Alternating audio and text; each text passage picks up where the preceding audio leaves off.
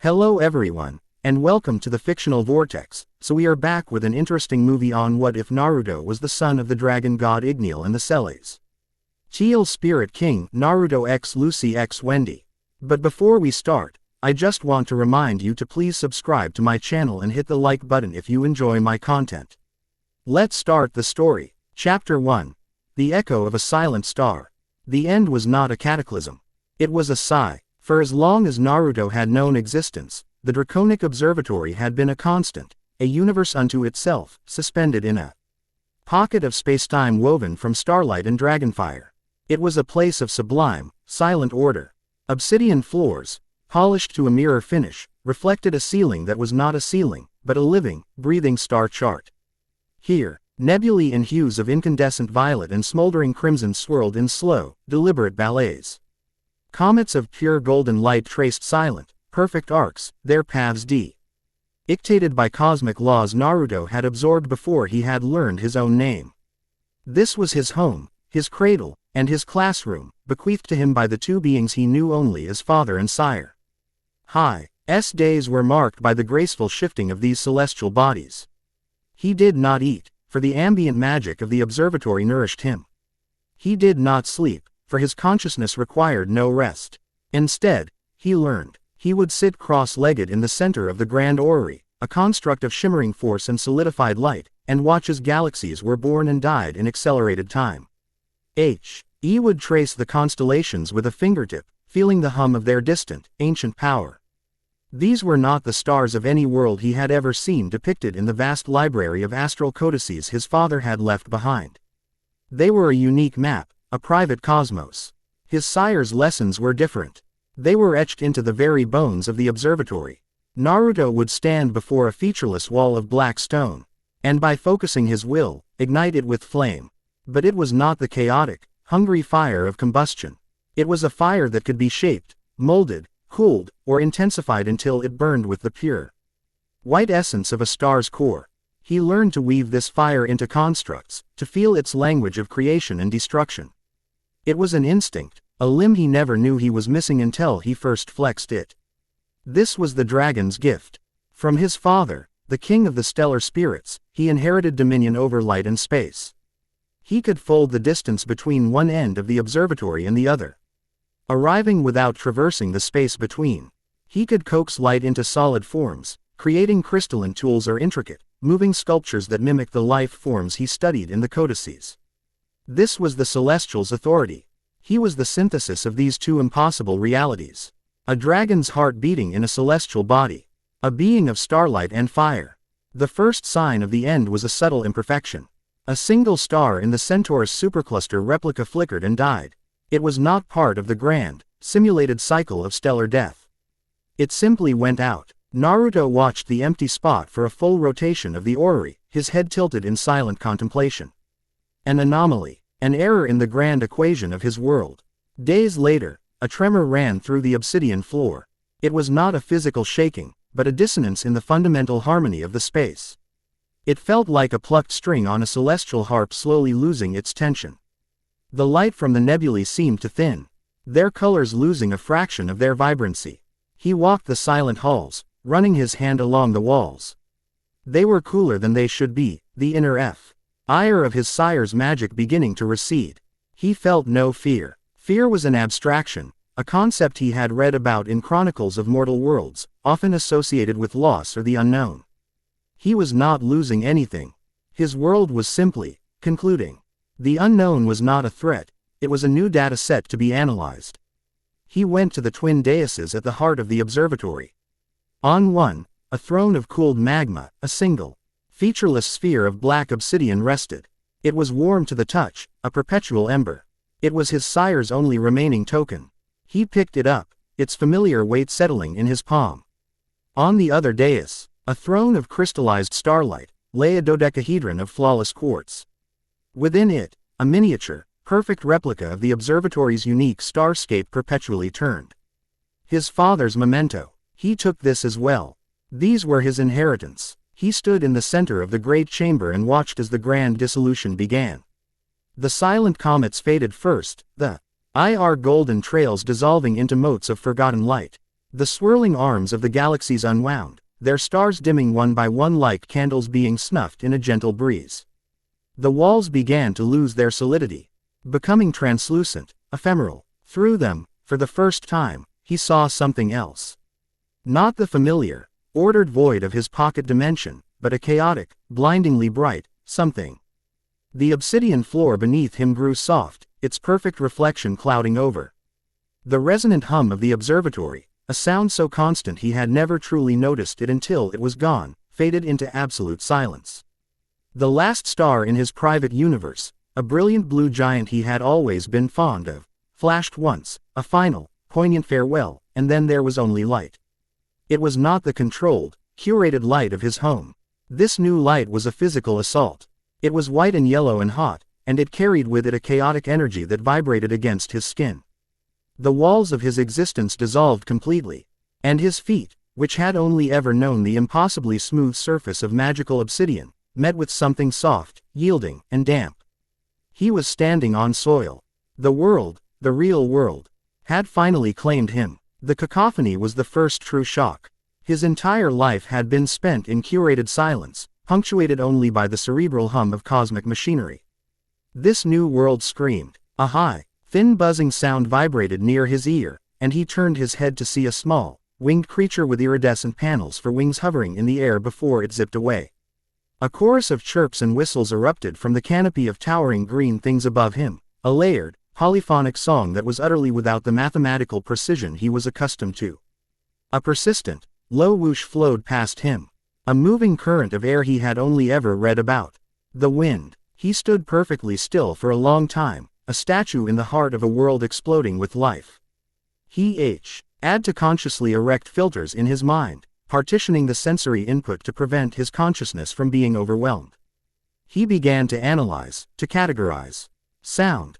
Biological origin, multiple sources, frequency range, vast, purpose, communication, territorial declaration, simple existence.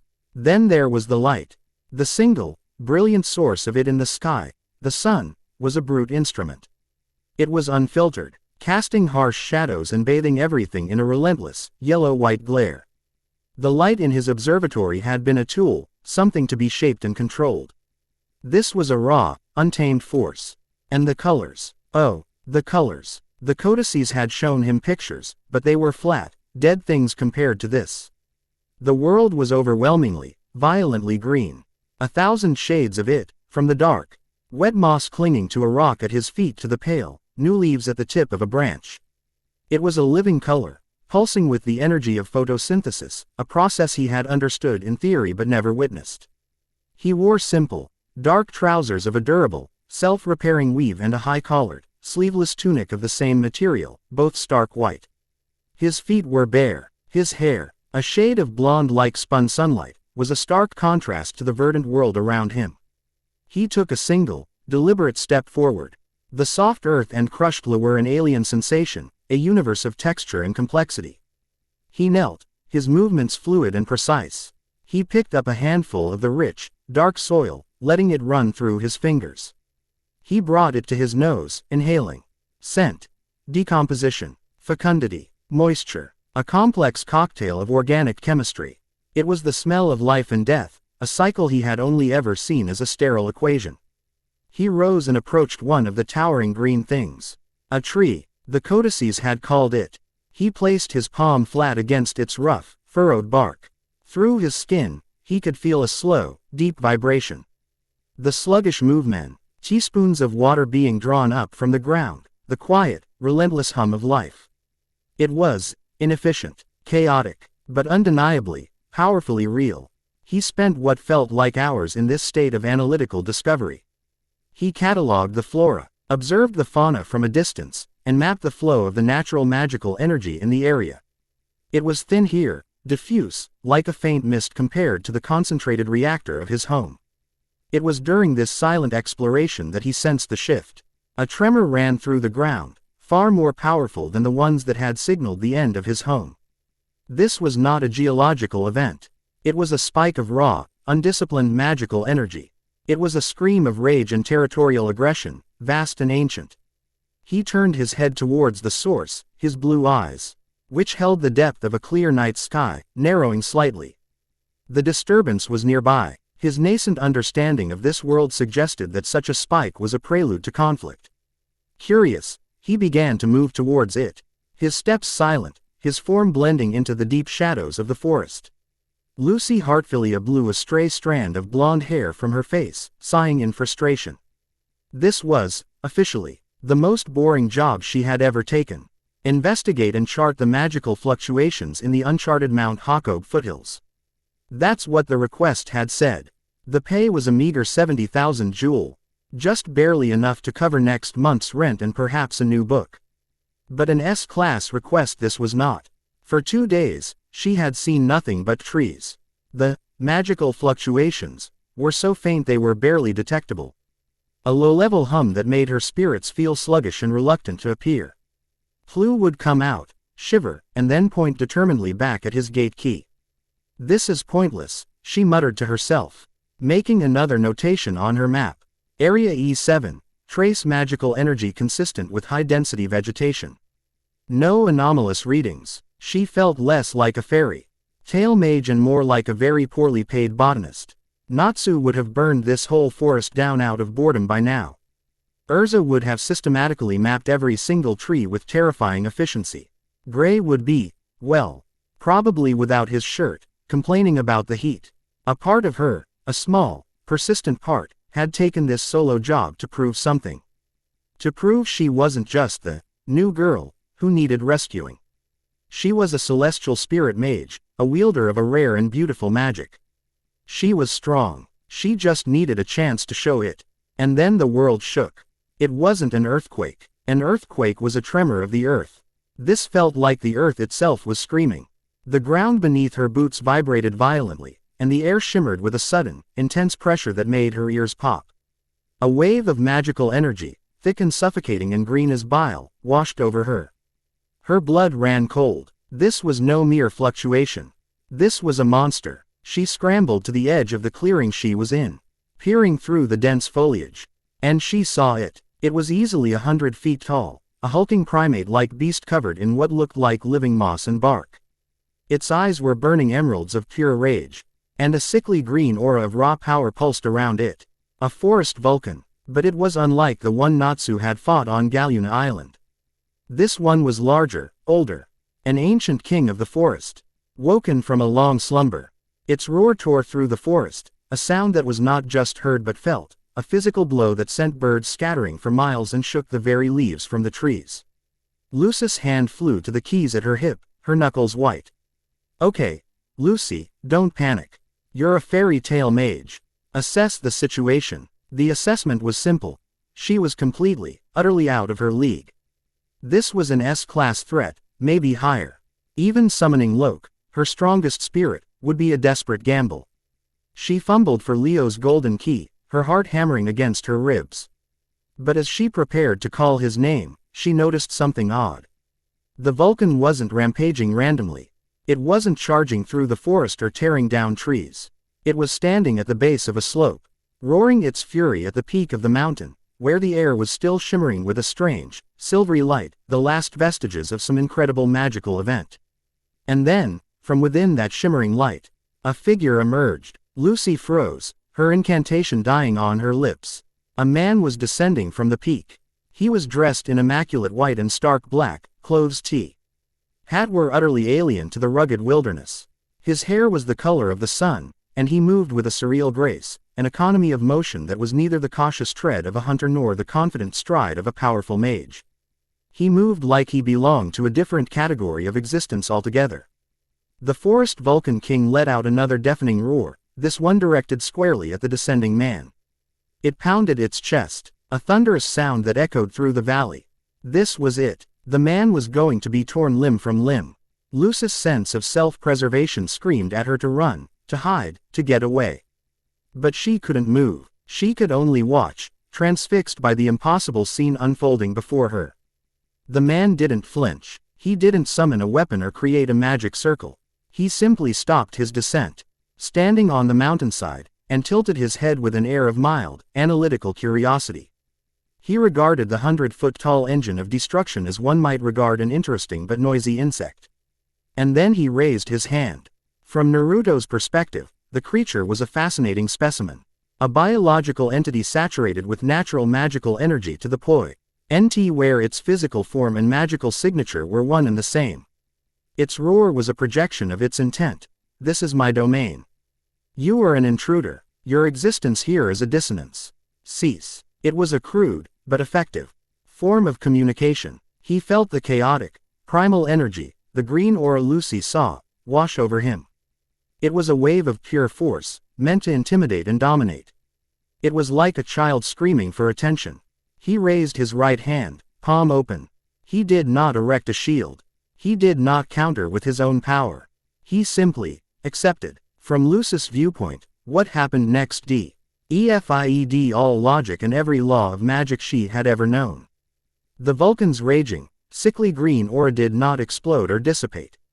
It flowed, like iron filings to a magnet, towards the man's outstretched palm.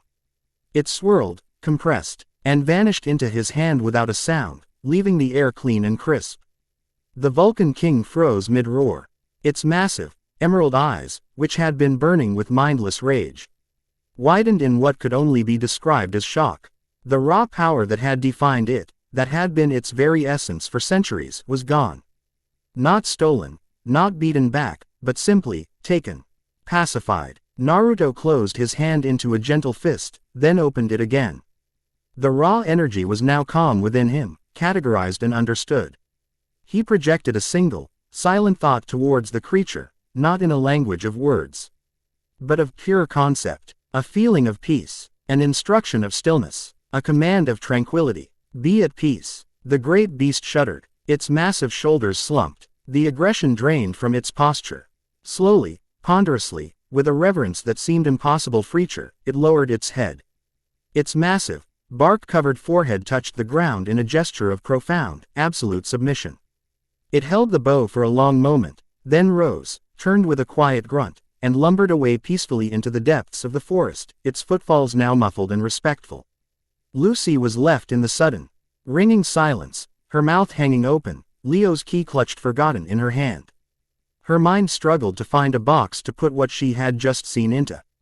It wasn't requip magic. It wasn't take over. It wasn't any kind of elemental spell. It was an act of authority. As if the universe itself had recognized him as a higher power and bent its rules accordingly. The Man in white simply lowered his hand and continued his descent, as if pacifying an ancient forest god was a trivial, everyday occurrence. He seemed either unaware of her presence or utterly unconcerned by it. He walked past the edge of the forest and out into a wide, grassy plain that stretched out before them, just as the sun began to dip below the horizon, painting the sky in fiery strokes of orange and purple. 1,000 questions warred in Lucis' mind. Who was he? What was he? Where did he come from? The journalist and adventurer in her screamed for answers. The terrified part of her scream. To get on the first train back to Magnolia and never look back. The adventurer won. Taking a deep breath, she tucked her keys away and began to follow him, her heart still beating a frantic rhythm against her ribs. The plain was a place of quiet wonder. As the overwhelming glare of the sun receded, a new light began to assert itself. Faint at first, then brighter, a sea of diamonds emerged, skered across a canvas of deepening indigo. The stars. Naruto stopped in the center of the vast, open field and looked up. A pang, sharp and unexpected, resonated deep within his being. It was an emotion he had only read about, one he had no personal context for: loss. These were the stars of his father's domain. Not a replica, not a projection, but the real, magnificent, untouchable things themselves. They were more beautiful and more distant than he could have ever imagined. He saw the constellations from the Earthland charts he had studied. He could feel their ancient, sleeping power, the echo of the vibrancy of the celestial realm he knew lay just beyond the veil of this reality. He stood there for an unknown time, a silent, motionless figure in the starlight, a solitary child looking up at the home of a father he could not reach. A sound, soft and hesitant, broke his reverie. The crunch of grass. He had been aware of the female's presence since the encounter with the forest creature. Her magical signature was faint but distinct, like the scent of vanilla and old parchment. It was intertwined with a much stronger, more familiar energy. The echo of the stars. Excuse me. He turned. The girl was blonde, like him, though her hair was the shade of pale honey, not raw sunlight. Her eyes were a warm, deep brown, like the rich soil he had touched earlier. They were wide with a mixture of fear, caution, and an insatiable curiosity. Her heartbeat, he noted, was a rapid staccato. He analyzed her stance, her scent, the way she held her hands. She was not posturing for a fight. She was attempting communication. You have been observing my passage for 3,742 of my steps, he stated, his voice calm and even. It was the first time he had spoken aloud in this world. And the sound was strange to his own ears. It lacked the perfect resonance of the observatory. Your respiration is shallow, and your pulse is elevated. Are you a predator of this domain? Or are you afflicted with a malady? Lucy stared at him, completely flustered by the bizarre, formal greeting. A predator? No, I'm a mage. From the fairy tale guild. She fumbled. D for her guild mark on the back of her hand, displaying it as if it were a shield. I saw what you did. With the Vulcan. I wanted to know who you are. His gaze shifted to her hand, but it was not the pink mark that drew his attention. It was the silver keys hanging from a ring at her belt, gleaming in the starlight. A flicker of something, recognition, perhaps even nostalgia, crossed his features. A gate key, he said, his voice softer now. A conduit. You commune with the spirits of the stellar plane. He took a step closer, his unnerving blue eyes seeming to look right through her, into the very nature of her magic. You carry the scent of my father's kingdom. Lucy's mind snagged on his words. My father's kingdom. What could that possibly mean? Was he a spirit in human form? But she didn't feel that from him. He felt solid, real, more real than anything she'd ever encountered. Emboldened by his focus on her keys, she decided on a test. A safe one. Open. Gate of the Canis Minor. Flew. With a cheerful poof and a jingle, the little snowman-like spirit appeared at her side. He gave his usual wobbly wave, then his perpetually quivering nose twitched. His entire body went rigid. He turned to face Naruto. And then the impossible happened. Nikora, the celestial spirit who knew no master but his contractor, trembled and then sank into a deep, formal bow, his entire body prostrate on the grass. Lucy's jaw dropped. Flu never did that, ever. A knot of confusion and awe tightened in her stomach. She needed more data. Open. Gate of the Lyre. Lyra, the beautiful, harpy, erring spirit materialized in a soft chime of light.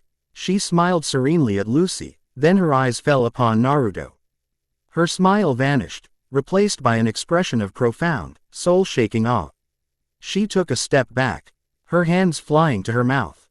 With grace and reverence, she curtsied, a deep, sweeping gesture that was more suited for a king than a stranger in a field. A single, perfect chord, mournful and majestic, rang from her harp. My prince, Lyra whispered, her voice trembling with emotion. She refused to lift her head. Lucy's brain felt like it was short-circuiting. Prince. Prince of what? The celestial spirit world. But the king was the celestial spirit king. He had no son. It was impossible, wasn't it? There was only one way to know for sure. One spirit who was too arrogant, too powerful, too utterly cantankerous to ever bow to anyone. It would drain her magical energy for the rest of the day, but she had to know. She took a deep breath, planting her feet firmly in the grass. She held up a jagged, urn-shaped golden key. This is it. The ultimate test. Open. Gate of the Water Bearer. Aquarius. A vortex of water erupted from the ground, swirling with furious power. The spirit of the zodiac appeared in its center. Her mermaid tail thrashing, her expression a mask of pure fury, her dual urns already brimming with tidal force. Lucy, you insufferable brat.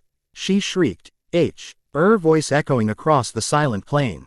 I was on a date with Scorpio. A good one. I am going to wash you all the way to the celestial realm and...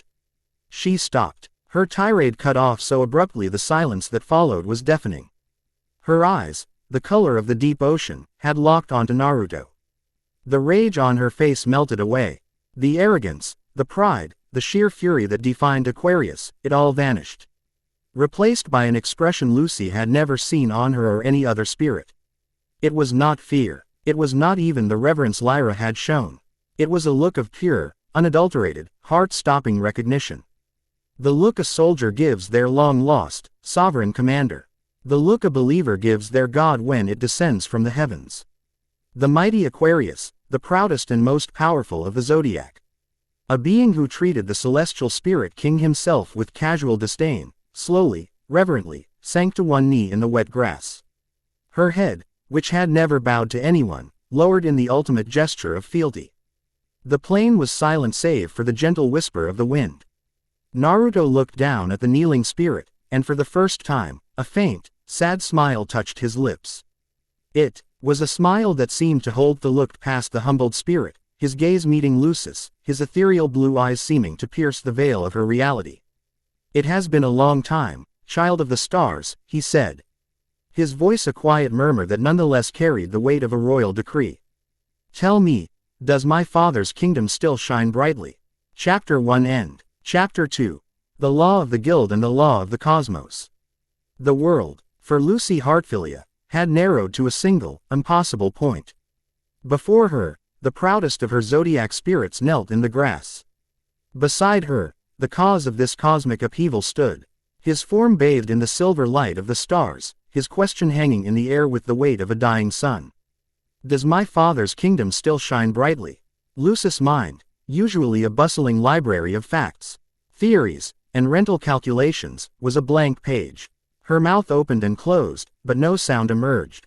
Aquarius, still on one knee, did not dare to speak. Lyra remained in her reverent curtsy. Flu was practically a puddle of shivering snow. Naruto's gaze remained on Lucy, patient and unwavering. There was no menace in it, but its intensity was a physical force. It was the gaze of a being accustomed to receiving answers. Finally, he shifted his attention to the kneeling water-bearer. "Aquarius," he said, and her name, spoken in his voice, sounded less like a name and more like a celestial designation. "You may rise. You will answer." Aquarius flinched as if struck, but she obeyed instantly, rising to her full height. The transformation was staggering. Gone was the petulant, violent spirit Lucy knew. In her place stood a solemn, respectful guardian, her eyes downcast. "My prince," she began, her voice strained, it is complicated. "The king, he remains. But the laws are," she hesitated, struggling for words that could contain the truth. "The laws are strained. His light is embattled." Naruto's expression did not change, but Lucy felt a subtle shift in the air around him, a cooling. As if the starlight intensified and the warmth of the earth receded. Embattled, an interesting term. By what? We do not know, Aquarius confessed, shamefaced. A shadow, a new, rigid law that seeks to impose itself upon our realm.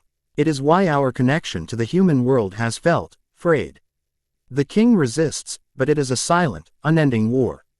He absorbed this information with a slow nod. A cartographer mapping a treacherous new coastline. He then looked at all three spirits. "Your loyalty is noted. Return to the stellar realm. Rest. Your contractor will have need of your strength." It was not a dismissal, it was a benediction. In 3 silent pops of light, Lyra, Flu, and even Aquarius vanished, returning to their world without another word, without a single complaint. The magical energy Lucy had expended to summon and maintain them washed back into her. Not all of it, but a significant portion, as if Naruto's very presence had negated the cost. She stared at him, her mind now a frantic storm of activity. Prince, father's kingdom, embattled light, it all pointed to one insane conclusion. He was the son of the celestial spirit king. A secret prince from a realm of stars. But that made no sense. He felt so physical. And what about the other word he'd used? Sire. He was looking for someone named Igneel.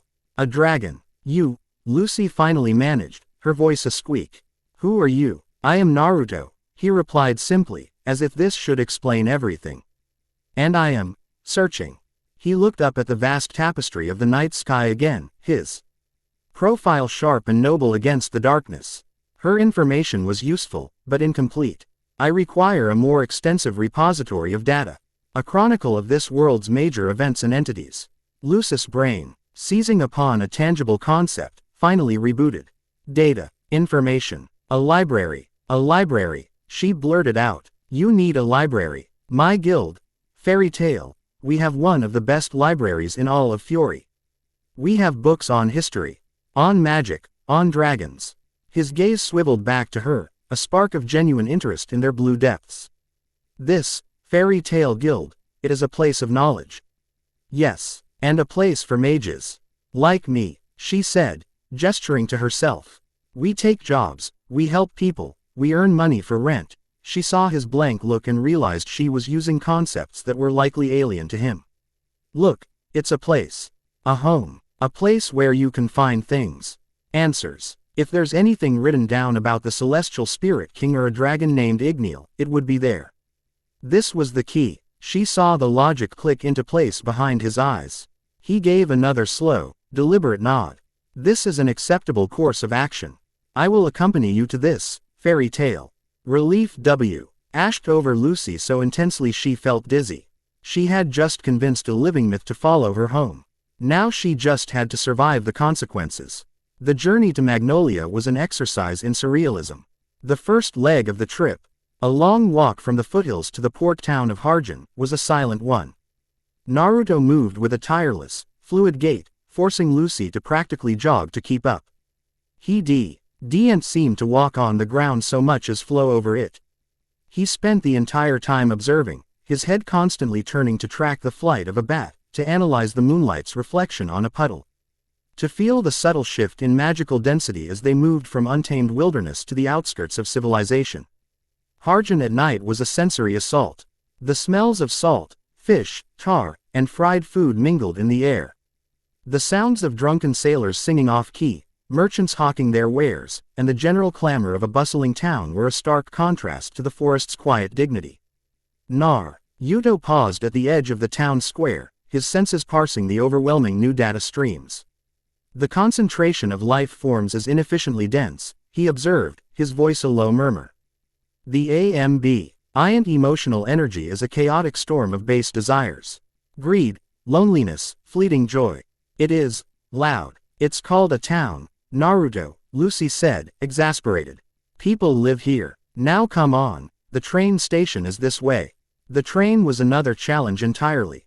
He regarded the massive steam-belching iron vehicle with the analytical curiosity of a scientist discovering a new species.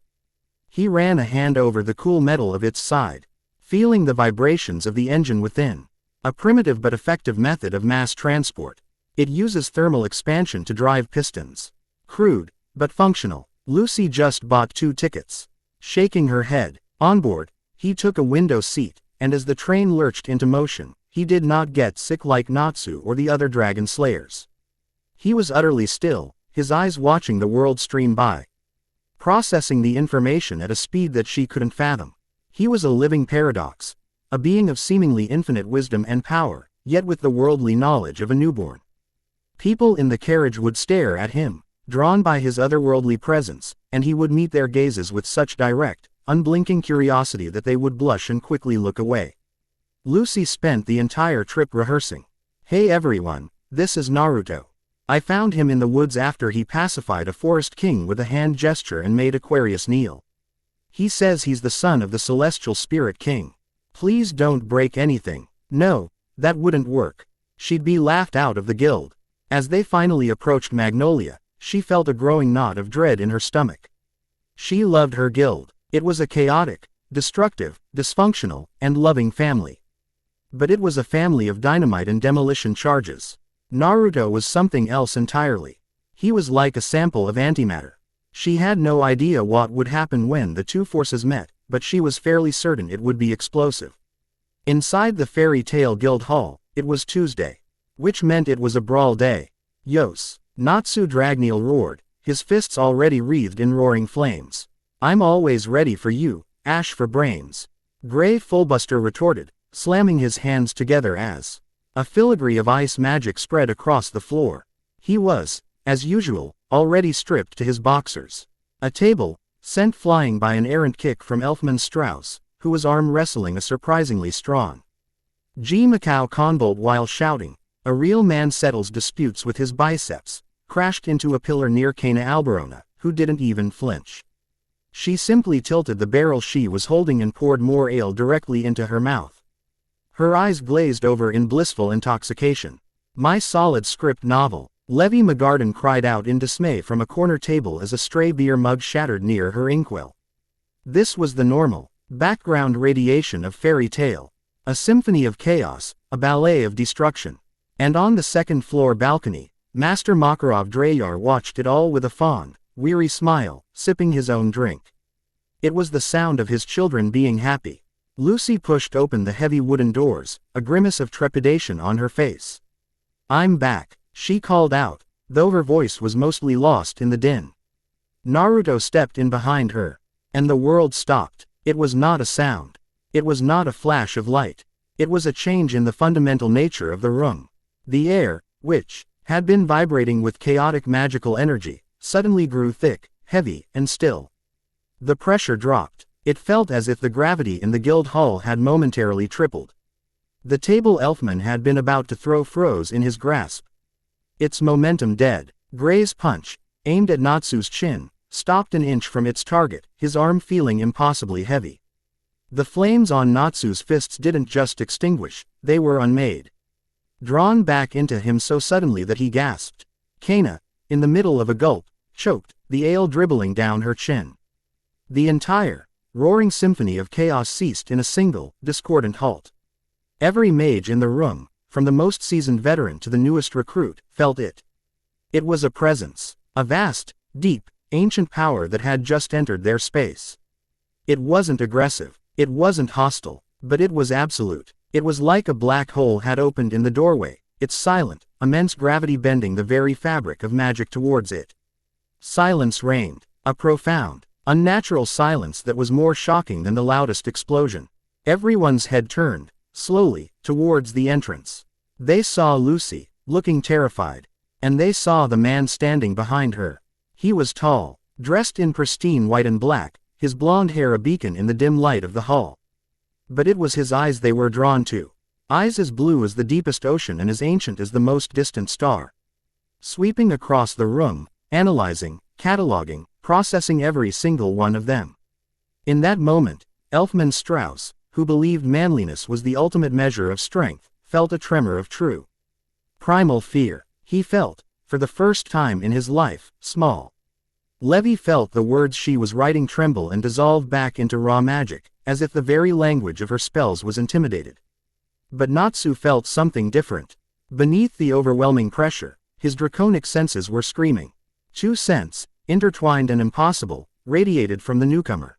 One was dragon, not the warm, smoky scent of Igneel. This was something purer, older, more fundamental. It was the scent of the Earth's molten core and the fire that forged the stars. The other scent was just as powerful but its opposite. Cold, vast, and silent, like the infinite, lonely space between galaxies. The two scents together were a paradox that made his instincts howl. Ignoring the pressure that rooted everyone else to the spot, Natsu's own fiery magic roared back to life, fueled by pure, instinctual defiance. "Who the hell are you?" he bellowed, his voice raw. He didn't wait for an answer. Sucking in a deep breath, he unleashed his signature attack. Fire Dragon's Roar. A massive torrent of brilliant orange flame erupted from his mouth, a raging inferno that had leveled build. Ings and defeated countless powerful mages. It screamed across the guild hall, aimed squarely at the stranger in the doorway. Naruto didn't move. He didn't erect a shield. He didn't chant an incantation. He didn't even seem to brace himself. He simply raised his right hand, palm open, as if to greet the attack. The inferno, a force of nature in its own right, met an invisible wall 5 feet in front of him and stopped dead. It didn't explode. It didn't splash back. It just stopped. The raging, chaotic flames coalesced, swirling inwards, compressing with impossible speed until the entire, massive roar was contained in a perfect, stable sphere of fire that hovered silently in Naruto's palm. It was no larger than a crystal ball, and it burned without heat or sound. The guild was struck dumb with disbelief. Naruto brought the sphere closer to his face, examining it with a detached, scholarly interest. "Fascinating," he murmured, his voice carrying with perfect clarity in the dead silence. Your fire is not a pure element. It is intrinsically woven with your own elan vital, your life force. It burns with emotional catalysts, loyalty, rage, a deep-seated desire for connection. It is highly inefficient as a result, with a significant loss of energy to thermal and kinetic waste, but the emotional component gives it a potent, sympathetic resonance. A crude but passionate dialect of the flame's language. Your sire taught you a combat-oriented application. Natsu stared, his mind unable to process the sight of his own soul's fire being held, critiqued, and dismissed like a school project. Rage, confusion, and a terrifying flicker of fear spurred him on. Give that back, he roared, and charged, his right fist igniting. Fire Dragon's iron fist. He threw his punch, a blow that could shatter solid rock. Naruto remained perfectly still. As Natsu's fist drew near, a strange thing happened. The flames surrounding it seemed to lose their adherence. They peeled away from his skin, flowing like liquid light into Naruto's pristine white tunic, which absorbed them without so much as scorching. Natsu was left with a normal, powerless punch, which Naruto caught effortlessly in his open palm, his grip firm but not crushing. The kinetic force of the blow simply vanished into him. For a long moment, they were frozen like that. Natsu, with his fist caught in the stranger's hand, his face a mask of shock and disbelief. Naruto, his expression unchanged, his blue eyes holding a universe of calm. Natsu fell to his knees. He wasn't physically hurt, but something inside him felt broken. He had just thrown his heart and soul at this man, and it had been caught, analyzed, and dismissed as a trifle. The spell of silence was finally broken. State your name and your purpose here. The voice was sharp, clear, and cold as steel. It came from the side of the room. Urza Scarlet had moved from the request board, her body a paradigm of coiled tension. Her hand rested on the hilt of a sword she had not summoned. But everyone knew she could do so in a fraction of a second. Her gaze was locked on Naruto, analytical and hard.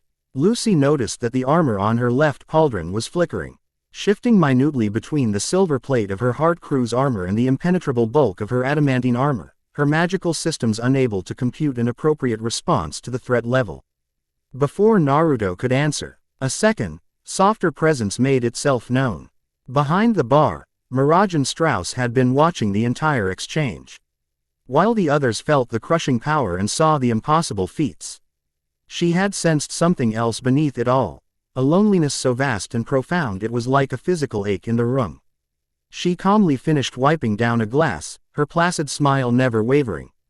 But her silver eyes held a deep, knowing empathy.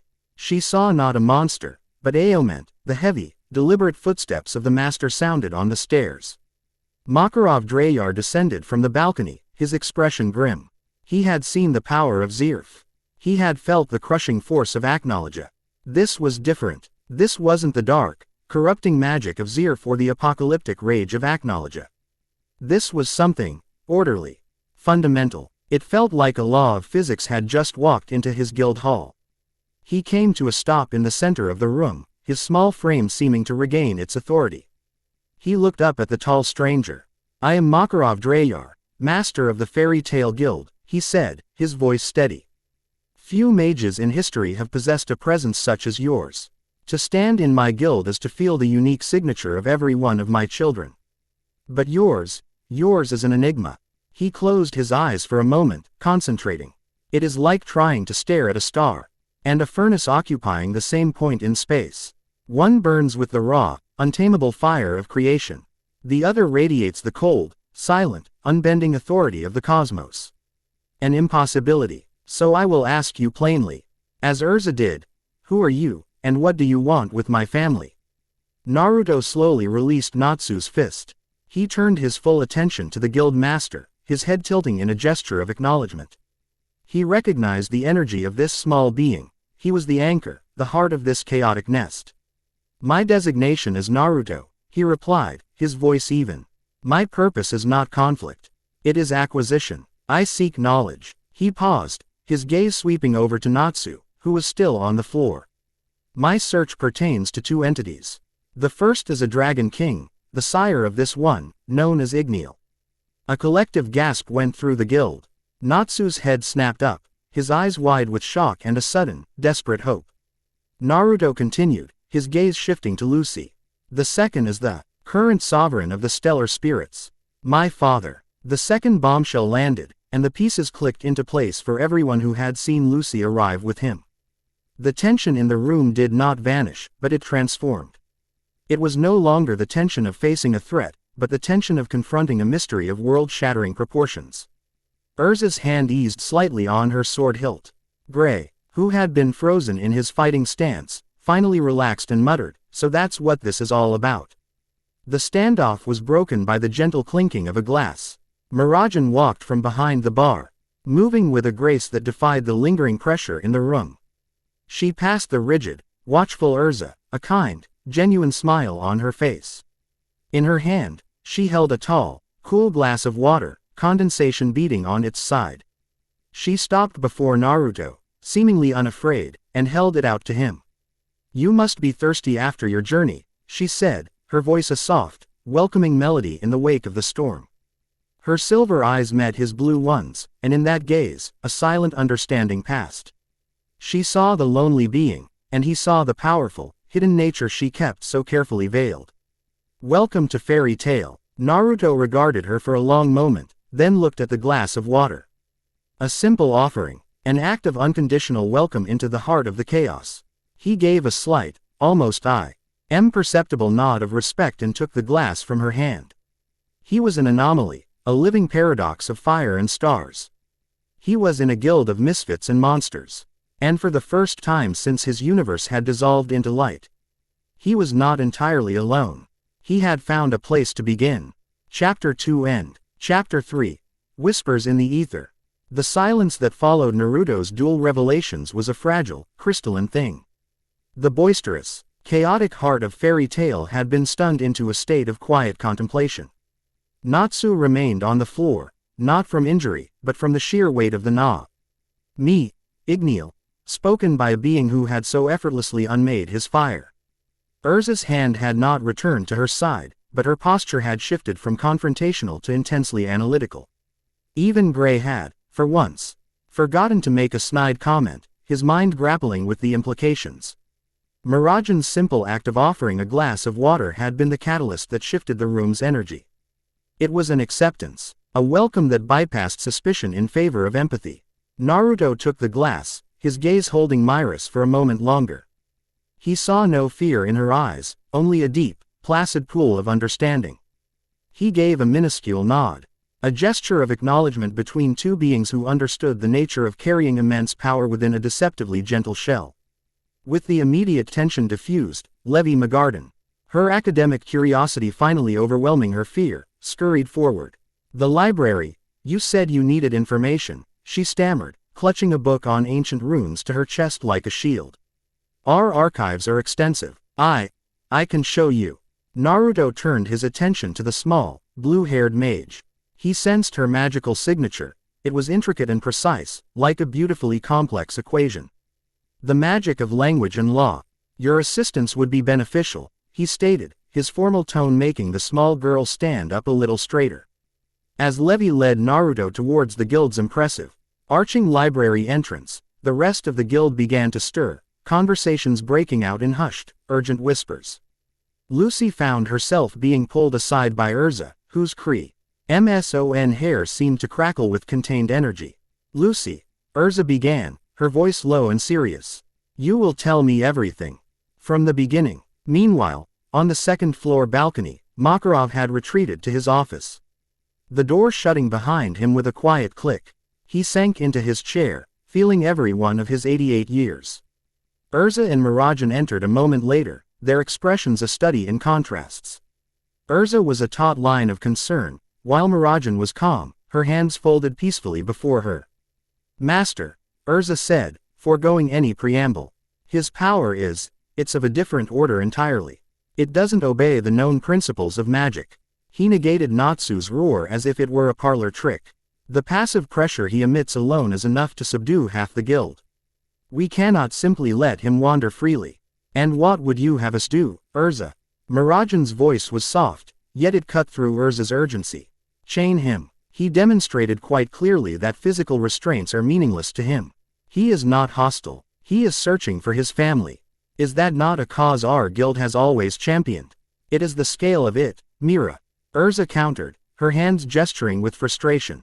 He claims the Celestial Spirit King as his father and seeks the Dragon King Igneel as his sire. These are not parents, they are pillars of existence. If he speaks the truth, his very being is a world-altering event. Do you understand the kind of attention that will draw? Makarov, who had been listening with his eyes closed, finally spoke. Urza is right, he sighed, opening his eyes. They were filled with a deep, profound weariness. It is not Naruto himself I fear. It is the cosmic law that states that for every impossible action, there is an equally impossible and often terrifying reaction. A power like his does not simply exist in a vacuum. It creates waves, and I fear the shores those waves will crash upon are our own. He looked from Urza to Mira. He is not our enemy. He may even be an ally. But he is also, undeniably, a catalyst for a conflict far greater than any dark guild or even the threat of Zerf. He fell silent for a moment, lost in thought. We cannot chain him, and we cannot ignore him. We must understand him. His eyes lit up with an idea. A test. A controlled, observational mission. The best way to measure a man is not to watch him in a cage, but to see how he walks in the world. He raised his voice. Lucy. Wendy. To my office. Wendy Marvell felt her heart leap into her throat. She had been huddled with Carla near the back of Best to seem small and invisible. She had watched the confrontation with wide, terrified eyes. The way Naruto had neutralized Natsu-san, her fellow dragon slayer, her friend, it was terrifying. Natsu's fire was so warm and full of life. Naruto's presence felt vast, cold, like the silence she imagined existed in the empty sky above the clouds. Carla, perched on her shoulder, sniffed disdainfully. This is precisely what I was afraid of. A being of immeasurable power simply walks in, and the master wants to involve you. It's reckless. Timidly, with Lucy giving her an encouraging nudge, Wendy made her way up the stairs. In the office, Makarov's expression was serious. Girls, he began, I have a mission for you. It's a simple reconnaissance request from Harjan. The locals have reported that the stars in the night sky have been flickering in strange patterns. They fear it's a dark omen. The pay is decent, and it should be a simple matter of investigating any local mages causing a disturbance. He paused, his gaze pointed. I want the three of you to take it. You, Lucy, you, Wendy, and you will take Naruto with you. Wendy's breath hitched. Me, master. But, why? Your sky dragon magic is sensitive to atmospheric and ethereal disturbances, my dear, Makarov said kindly, though his eyes held a deeper, strategic meaning.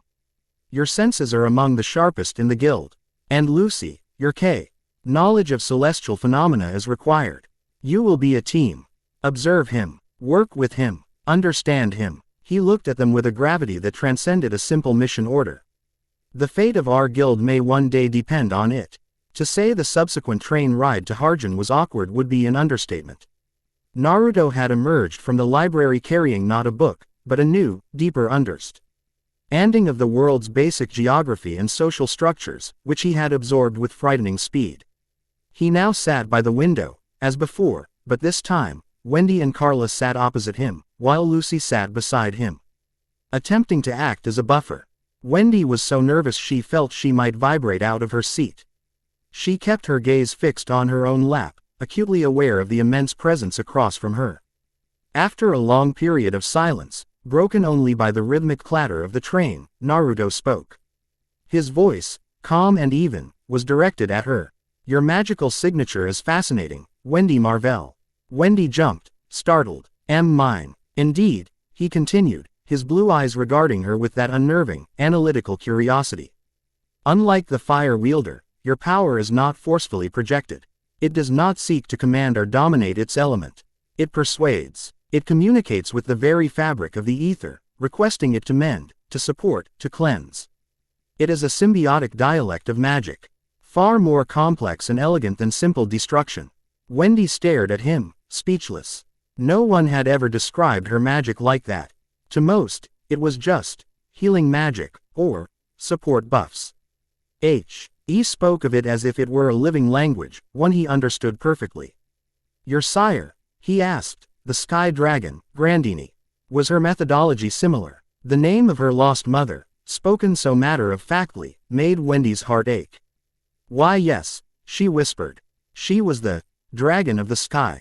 She said the air was full of life, and to be a sky dragon, you had to listen to what it wanted to be. A logical and efficient philosophy.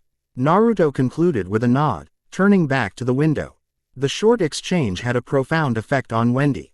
He hadn't just spoken to her, he had seen the truth of her magic. He had validated her in her mother's way. The fear in her chest didn't vanish, but it was joined now by a new, burgeoning feeling, a deep and reverent respect. Carla, however, remained unconvinced. Flattery and cold analysis, she whispered into Wendy's ear. Be on your guard, he is not like us. They arrived in Harjan as dusk was falling. The port town was as busy as Lucy remembered. But there was a palpable undercurrent of anxiety. Fishermen spoke in hushed tones on the docks, pointing up at the sky where the first stars were beginning to appear. And they were flickering. It wasn't a gentle twinkle. It was a rhythmic, almost mechanical pulsing. A star would shine brightly, then dim to almost nothing, then return to full brightness. Across the sky, dozens of stars were doing this in a strange, non-random sequence. It was deeply unsettling, like watching the sky itself suffer a seizure. This is worse than the request made it sound, Lucy said, her brow furrowed as she looked up. It's not just a few stars. It's entire sections of constellations. The air feels wrong, Wendy added, her nose twitching. She closed her eyes, concentrating. It's not a spell I can feel, it's more like an absence. A void. Over there. She pointed towards the highest point in the town, a tall, old lighthouse that stood on the cliffs overlooking the sea. The air around the lighthouse feels empty. Like the magic has been scooped out of it. Naruto's gaze followed her finger. He had been looking at the star pattern, his mind working at incredible speed. Lucy Hartfilia, you are a student of celestial bodies. Do you recognize the sequence?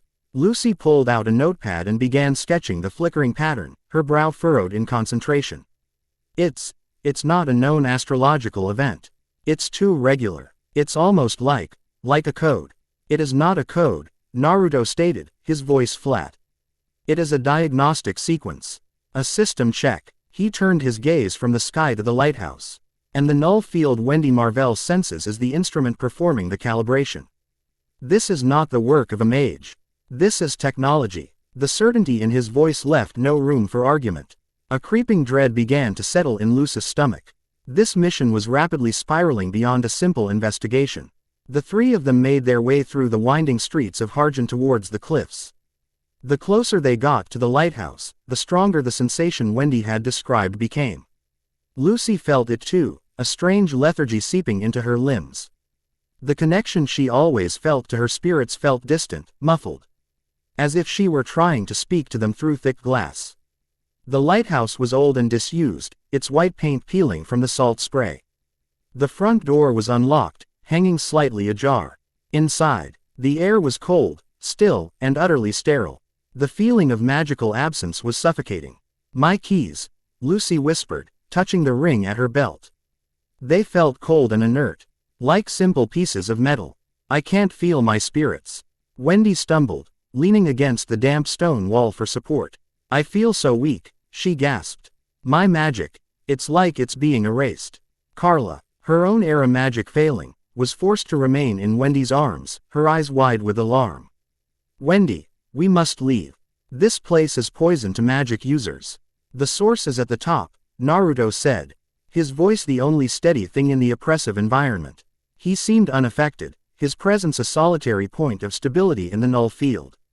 He looked at the two girls, his expression unreadable. Stay behind me. He started up the spiraling stone staircase, his steps silent. Lucy and Wendy, feeling a strange sense of security in his wake, followed close behind. The lantern room, at the top of the lighthouse, was empty of its original great lamp. In its place, hovering silently in the center of the room, was the source of the disturbance. It was a perfect octahedron, about the size of a man's chest. Its surface was a matte, featureless black that seemed to drink the light from the room. It was not metal, nor stone, nor crystal. It was a material that seemed to defy classification. Faint, Geometric lines of cold blue light traced across its multifaceted surface, pulsing in the exact same sequence as the stars outside. It emitted a low, subliminal hum, a single, pure note. At the edge of hearing that vibrated in their bones and made their teeth ache. This was no magic item. It was a Machin, and then it noticed them. Or rather, it noticed him. The instant Naruto stepped fully into the lantern room, the blue lines on the octahedron flashed a brilliant, angry red. The low hum escalated into a high-pitched, piercing shriek that vibrated through the very stone of the lighthouse. The null field, which had been passive, became aggressively active. It projected outwards in a visible wave of shimmering distortion. The thick glass panes of the lantern room exploded outwards in a shower of fragments. Wendy cried out, collapsing to her knees, her magic almost completely gone. Lucy felt a profound disconnect, as if the part of her that was a mage was being surgically excised. Naruto moved in a blur. He was suddenly in front of them, his body a physical shield against the invisible assault. The wave of null energy washed over him, and he felt it for what it was, a targeted, ontological weapon. It wasn't draining his magic. It was trying to unwrite the fundamental laws of reality that allowed him, a paradox of fire and stars, to exist. It was an elegant, cold, and utterly lethal form of erasure. For the first time since entering this world, Naruto felt a flicker of something that resembled anger. This was not a creature of instinct. This was not a passionate, misguided mage. This was a weapon, a tool of an enemy that saw his existence as an error to be deleted. He did not raise a shield of fire. He did not attempt to bend space. He met the weapon's cold, hard logic with a superior one. "You have no dominion here," he said, his voice quiet, yet it cut through the probe's piercing shriek. From Lucy and Wendy's perspective, the air around Naruto seemed to bend. The shimmering red wave of the null field hit him and was annihilated, like water poured onto the surface of a star. He held his hand out towards the floating octahedron, his expression grim. He was not casting a spell. He was issuing a decree. He perceived the probe's core function, its directive to enforce a specific, rigid set of cosmic laws. And he presented it with a new, undeniable, and superseding axiom, himself. He projected the fundamental truth of his own being, the impossible but factual union of a dragon king and the celestial spirit king, not as an argument, but as an established, immutable law of reality. The effect on the probe was catastrophic. A machine built on absolute logic was confronted with a paradox it could not refute. Its programming crashed. The piercing shriek became a distorted, stuttering squawk. The angry red lights flickered erratically between red and blue. Cracks of pure, golden white light, Naruto's own undiluted essence, began to spread across the robe's black surface like fissures in obsidian. The machine was being overloaded by a truth it could not process. With a final, silent implosion that sucked all the sound and air from the room for a heart-stopping second, the octahedron collapsed in on itself and vanished from existence, leaving behind only the scent of ozone and the faint, lingering smell of distant, burning stars.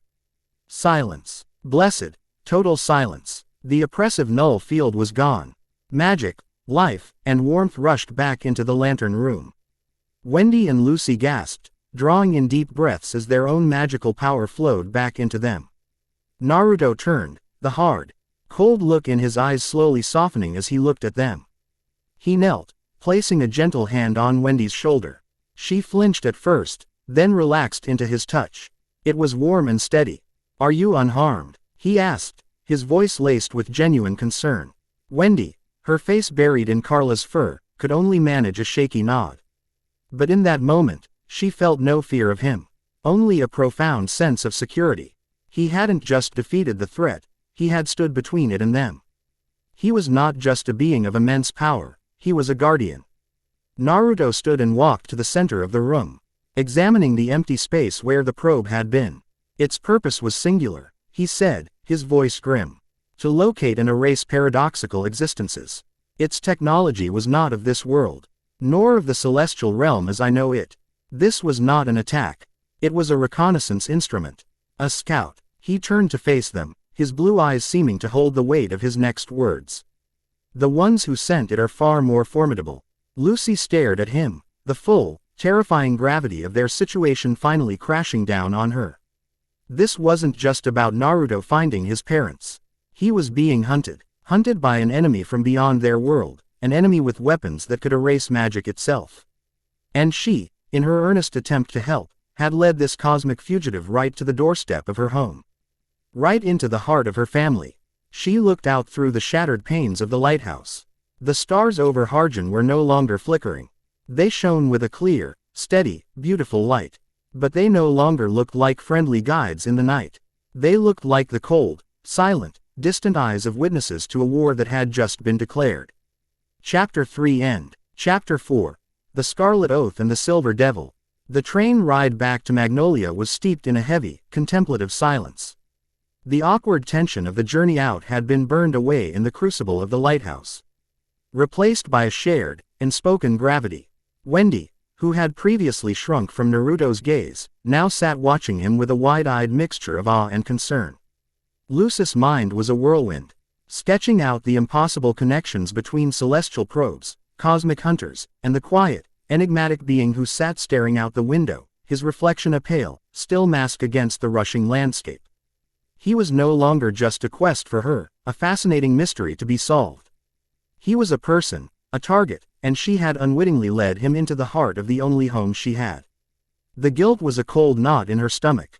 Their report to Master Makarov was a somber affair. They delivered it in his office, the three of them standing before his desk like pupils admitting to a grave transgression. Naruto, with his unnerving precision, described the probe's function, its null field properties, and the logical cascade failure he had induced. Wendy detailed the physical and magical sensations of the field, her voice gaining confidence as Naruto occasionally nodded in affirmation of her analysis.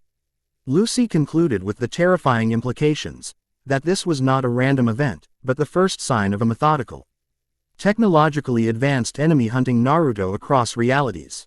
Makarov listened without interruption, his hands steepled before his face, his expression growing grimmer with every word. When they had finished, he was silent for a full minute, the only sound the ticking of a clock on the wall. "A scout," he finally murmured, his voice heavy. "You have brought a storm to our shores, Naruto. Not of your own will, but a storm nonetheless." He looked not at Naruto, but at Lucy and Wendy. "You did well, all of you. You faced a threat beyond our current understanding and returned with vital intelligence. You upheld the spirit of fairy tale. Go, rest. You have earned it." As the girls left, grateful for the dismissal, Makarov's eyes settled on Naruto, who had remained silent. "This changes things. The Magic Council cannot be kept in the dark about a weapon that can nullify magic. I must report it." "That is a logical course of action," Naruto stated, unfazed. "They will want to know the source. They will want to know you," Makarov pressed, his gaze intense.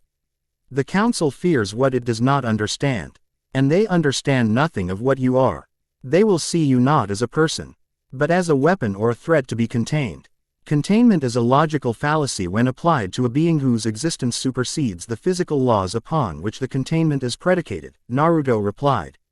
His tone as matter of fact as if discussing the weather. "Their efforts would be inefficient and ultimately futile." Makarov let out a short, bark-like laugh, devoid of humor.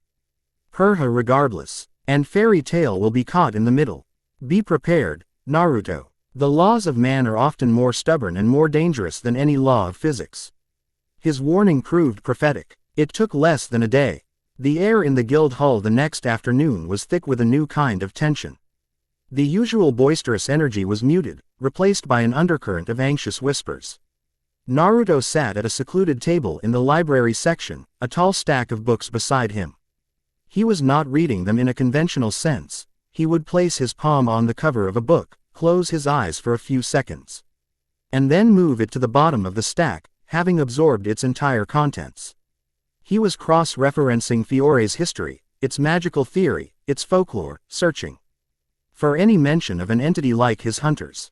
The heavy guild doors swung open, not with the familiar crash of a returning member, but with a synchronized, disciplined precision. Sunlight streamed in, silhouetting a dozen figures. They wore the dark blue uniforms and grim expressions of the Magic Council's custody enforcement unit. Rune Knights. At their head stood a young man with sharp, intelligent eyes and neat, dark hair. His uniform was immaculate, adorned with the insignia of a captain. This was Lahar, head of the 4th Custody Enforcement Unit, a man known for his unwavering adherence to the Council's law and his sharp, deductive mind. The guild fell silent. Every eye turned to the newcomers. By order of the Magic Council, Lahar announced, his voice ringing with cold authority. We are here to take into protective custody an unregistered and potentially Class S dangerous entity currently residing within these walls. His gaze swept the room and landed, unerringly, on Naruto. The being known as Naruto. Surrender peacefully, and you will not be harmed. Before anyone in Fairy Tail could react, a flash of silver and crimson cut through the room. Urza Scarlet, who had been polishing her armor at a nearby table, was suddenly standing between the Rune Knights and Naruto, a formidable sword held ready in her hand. Her expression was thunderous. You are not welcome here, Lahar, she stated. Her voice dangerously calm. Naruto is under the protection of Fairy Tail. He has committed no crime. Lahar's expression did not change. Urza Scarlet, I had hoped you, of all people, would understand the necessity of this. Master Makarov's report was alarming. An entity capable of negating magic itself cannot be allowed to roam freely. He is not being arrested, he is being ECU read for study and for the safety of the continent. He is a person. Urza bit back, her scarlet hair seeming to flare with her anger. And Fairy Tail does not hand over its family to be studied in a cage. The Rune Knights behind Lahar raised their magical staves, their tips beginning to glow with binding magic. The mages of Fairy Tail rose to their feet, their own magic flaring in response. Natsu's fists ignited. Gray's hands began to frost over. The air crackled with the promise of a full-scale battle. The guild hall had become a powder keg, and Urza's defiance was the lit fuse. And then, a calm voice cut through the tension. Your concern is noted, Captain Lahar. As is yours, Urza Scarlet. Naruto had risen from his chair. He moved with that same surreal grace, walking past Urza's defensive posture to stand before the assembled Rune Knights. He seemed utterly unconcerned by the dozens of spells aimed at him. A conflict would be an inefficient expenditure of energy for all parties involved, he said. His gaze fixed on Lahar. And it would cause significant structural damage to this establishment, which I have found to be an adequate repository of knowledge. He turned his head slightly to address Urza. Your defensive posture is appreciated, but unnecessary. He then turned back to Lahar. You wish to contain me. An understandable, if flawed, objective. Let us test your hypothesis. With a nod from Lahar, two of the Rune Knights stepped forward. They slammed the butts of their staves on the floor, and a complex magic circle erupted around Naruto, glowing with immense power. Chains of pure magical energy shot up from the circle, wrapping around his arms, his legs, his torso, pinning him in place. It was a high-level containment seal, designed to hold dragons. Naru, to examine the glowing chains wrapped around his arm with mild interest. A fascinating application of runic law and sympathetic binding. The energy signature is designed to disrupt the flow of magic within a captured subject. However, he took a step forward. He didn't break the chains. He didn't shatter the magic circle. He simply passed through them. His body became momentarily translucent, like a figure seen through heat haze. And he stepped out of the circle, leaving the glowing, empty chains hanging in the air as if they were still holding someone. He had not dispelled the magic, he had simply chosen not to interact with the physical laws upon which it was built. The Rune Knights gasped. Lahar's eyes widened, his professional composure finally cracking.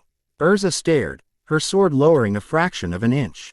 She had seen him absorb fire and pacify a monster. But this was different. This was a casual, almost contemptuous, defiance of the very rules of magic she had spent her life mastering. As I stated, Naruto continued, now standing directly in front of the stunned captain, a flawed objective. Lahar, recovering quickly, switched tactics. The probe, the weapon you encountered in Harjan. The council requires a full report.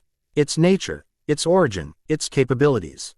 The object was a self-replicating von Neumann probe with a localized ontological negation field, Naruto replied without hesitation.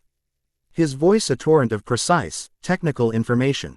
Its primary function was to seek out and erase paradoxical quantum signatures that violate the baseline reality parameters of its creators. It operated by generating a null etheric field, temporarily suspending the constants of magical particle interaction within a localized area. I neutralized it by presenting its core logic with a superior axiom, causing a recursive systemic failure. Its origin is a Type 3 civilization, likely from a parallel dimensional stratum. Lahar and his knights stared at him, their expressions completely blank. He had just delivered a flawless, detailed, and utterly incomprehensible report. He had answered their questions perfectly while telling them absolutely nothing they could use. It was a masterful act of intellectual stonewalling. Naruto looked at the stunned captain. As the safety of the continent now assured, Lahar, for the first time in his career, was at a complete loss. His authority was meaningless. His power was useless. His intellect had been effortlessly bypassed. He had come to contain a threat and had instead been comprehensively and peacefully dismantled. He gave a sharp, frustrated sigh, then made a curt gesture to his men. "We are leaving," he snapped. The Rune Knights, looking thoroughly defeated, lowered their staves and retreated from the guild hall. Lahar paused at the door, his gaze lingering on Naruto one last time. It was a look of grudging respect mixed with deep, profound unease. Then he was gone. Silence once again descended upon the guild, but this time it was filled with awe. Cheers and whoops suddenly erupted. Natsu slammed a fist into his palm, a huge grin on his face. He didn't even touch him. He just talked him to death. Urza, however, was not cheering. She was staring at Naruto, her mind replaying the entire confrontation. He had faced down the armed might of the council. He had protected the guild from a destructive battle. He had done it all without a single act of violence, without a single boast, using only logic and an overwhelming, yet controlled, demonstration of his power. He hadn't just proven he was strong, he had proven he was wise. The respect she had felt for his by a deeper, more potent admiration for his character. He was not a monster to be controlled or a weapon to be feared. He was a kingly figure, possessed of immense restraint and a wisdom that dwarfed her own. In that moment, something shifted deep within the heart of Titania. The night had found a presence she felt, for the first time. She could willingly kneel before. Later that night, the guild hall was quiet. The celebratory drinking that had followed the council's retreat had died down, and most of the members had gone home. Only a few stragglers remained, dozing at their tables. Naruto was in the library, a single, soft magical light illuminating the table where he sat. He was not absorbing books now. He held a small, crystalline sculpture of light in his palm, a miniature, moving model of a family, a mother, a father, and a child, figures he had copied from an illustration in a history book. He was studying the concept. Family, a unit of mutual support and emotional bonding. It was a complex and fascinating equation. It's a lonely thing, isn't it? To be the only one of your kind. The voice was soft as velvet, pulling him from his thoughts. He looked up to see Mirajane Strauss standing there, holding a tray with 2 cups of steaming herbal tea. Her usual placid smile was tinged with a hint of melancholy. She set the tray down and took a seat opposite him, pushing one of the cups towards him. "I thought you might like some company."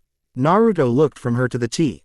He had observed that this oath ring was a common social lubricant in this world, an invitation to non-hostile interaction. "Your presence is not unwelcome, Mirajane Strauss." She gave a small, genuine laugh. "You can just call me Mira." She followed his gaze to the light sculpture in his hand. "You're trying to understand us, aren't you? Humans. Your species is a fascinating paradox," he admitted, letting the light sculpture dissolve into motes that faded away. "You possess immense capacity for both creation and destruction. You are governed by logic and yet ruled by emotion. I have absorbed the contents of this library, but data does not equal understanding." Mirajane took a slow sip of her tea, her silver eyes watching him over the rim of the cup. "Sometimes, understanding doesn't come from books. It comes from shared experience." She set her cup down, her expression becoming vulnerable, an act of trust. "I know what it feels like. To have a power inside you that scares people. A power that makes you feel like a monster." Naruto tilted his head, his gaze analytical but not unkind. He had catalogued her magical signature. He knew about her takeover magic, the demonic essence she held in check. With a deep breath, Mirajane closed her eyes. The air around her shimmered, and a wave of dark purple magic washed over her. Her form changed. Her clothes became a dark, revealing demonic garb. Great, bat-like wings sprouted from her back, and her features sharpened, her hands becoming claws. A powerful, dark energy radiated from her, an energy that would have sent most mages running in terror. She had transformed into her most powerful and feared form, Satan's soul. But her eyes, when she opened them, were still Mirajane's. They were filled not with rage, but with a deep, profound sadness. She had just revealed her deepest, most guarded secret. Naruto did not flinch. He did not recoil. He simply observed her, his blue eyes taking in every detail of the transformation. His gaze was not one of fear or judgment. It was one of empathy. The form is powerful, he stated, his voice quiet in the silent library. The energy is potent, but it is incomplete. It is a vessel of destructive force, but it carries a great burden of sorrow. The power you wield is a lonely one. It was born of pain. Tears welled in Mirajane's eyes, spilling down her cheeks. He didn't just see the demon, he saw the girl inside who was forced to carry it. He saw her pain. She allowed the transformation to recede, returning to her normal, human form, wiping her eyes with the back of her hand. My younger sister, Lizanna, I thought she was dead for 2 years. I lost control. This power, it's a reminder of my failure to protect her. Naruto was silent for a long moment, processing this new, deeply personal data. He had seen conflict, and he had read about loss. But this was the first time he had truly been confronted with the raw, emotional texture of grief. He slowly reached his hand across the table, not to touch her, but simply holding it open. Palm up, an offering of silent support. The past is a fixed data point.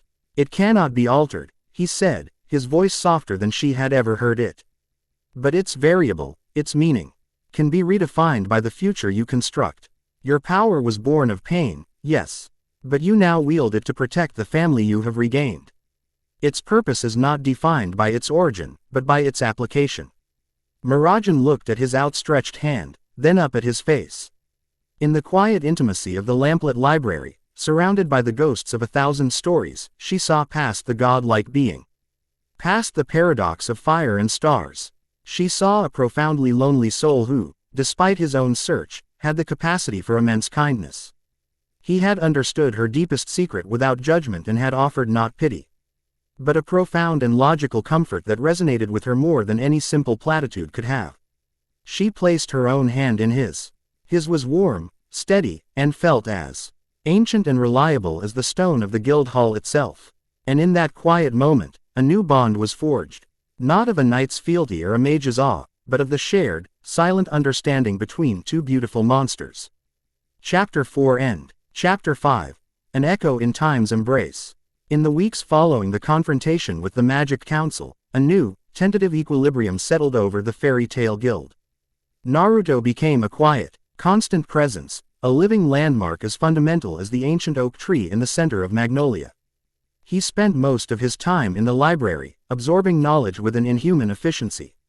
His silence a stark contrast to the guild's endemic chaos. He was an enigma, but he was their enigma now, a fact solidified by Urza's public defiance and Mirajane's quiet acceptance.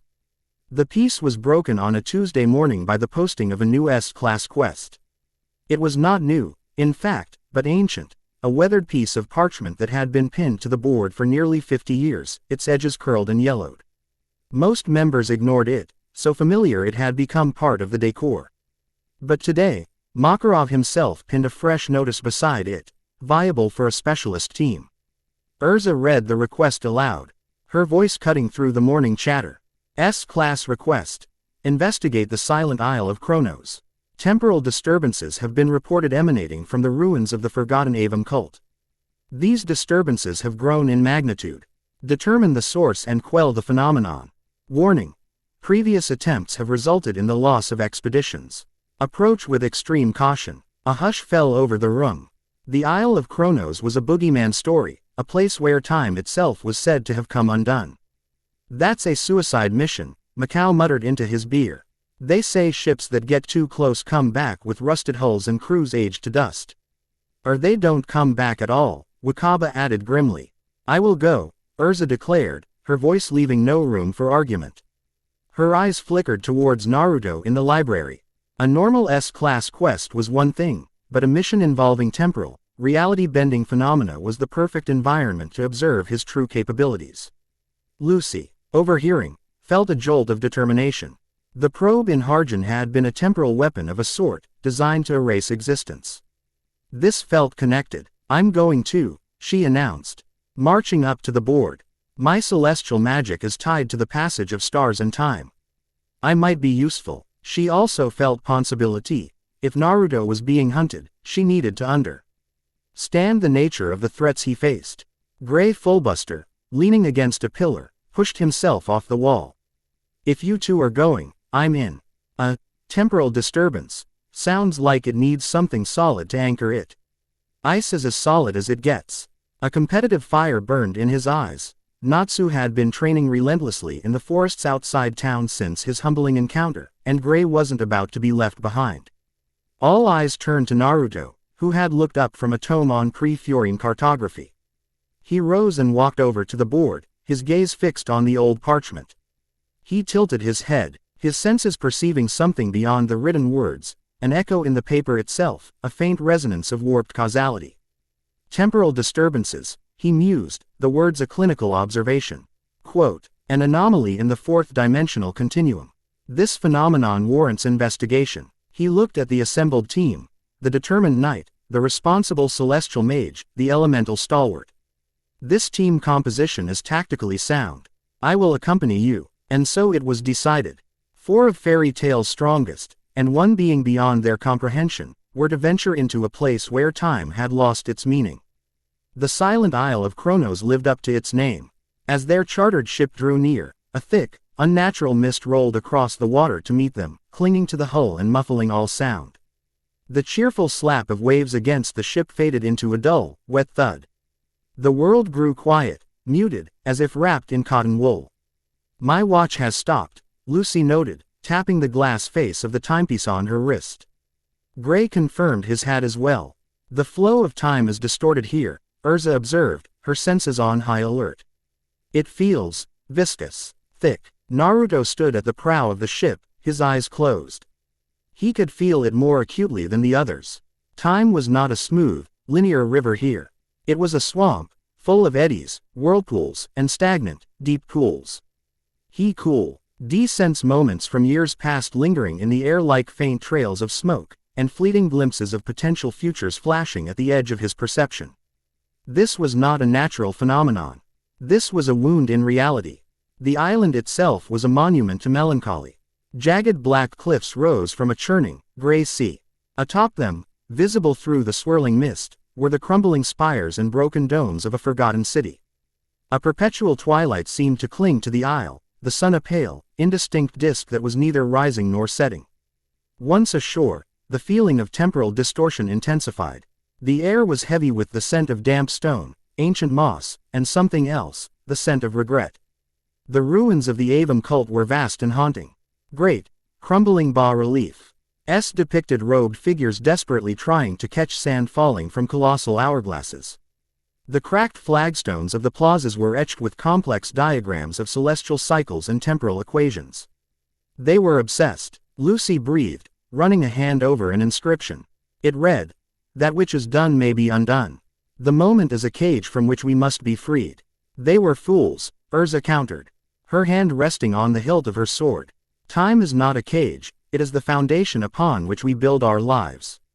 To try and unmake it is to seek your own destruction." As they ventured deeper, moving through silent, moss-choked avenues and past statues of forgotten kings whose faces had been eroded by centuries of sorrowful reign, they came to a vast, circular courtyard at the heart of the ruins. In its center stood a single, massive, dead tree, its petrified branches clawing at the twilight sky. "Something feels wrong," Grace said, his breath pluming in the unnaturally cool air. "It's too quiet. It feels like a trap.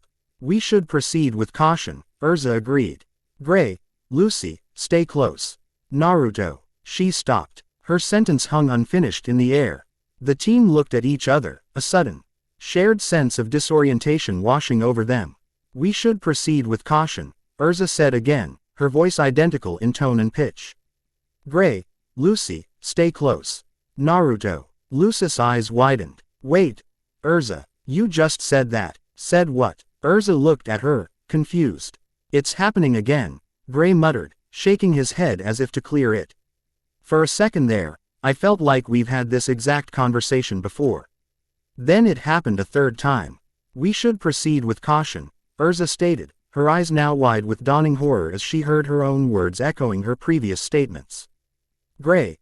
Lucy. It's a time loop. Lucy cried out, the realization crashing down on her.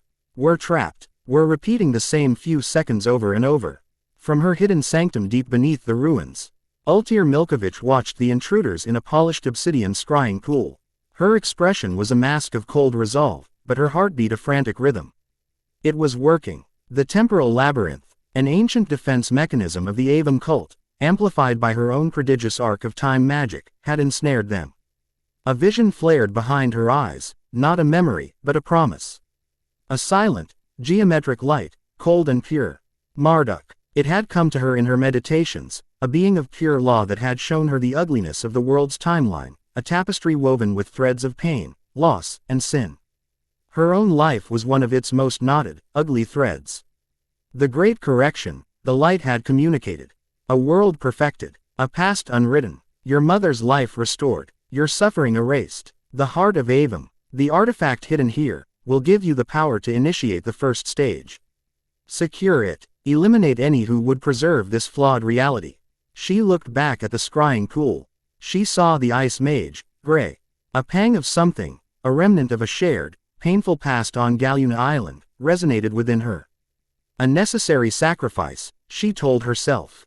For the perfect world to be born, the old one, and everyone in it, must be swept away.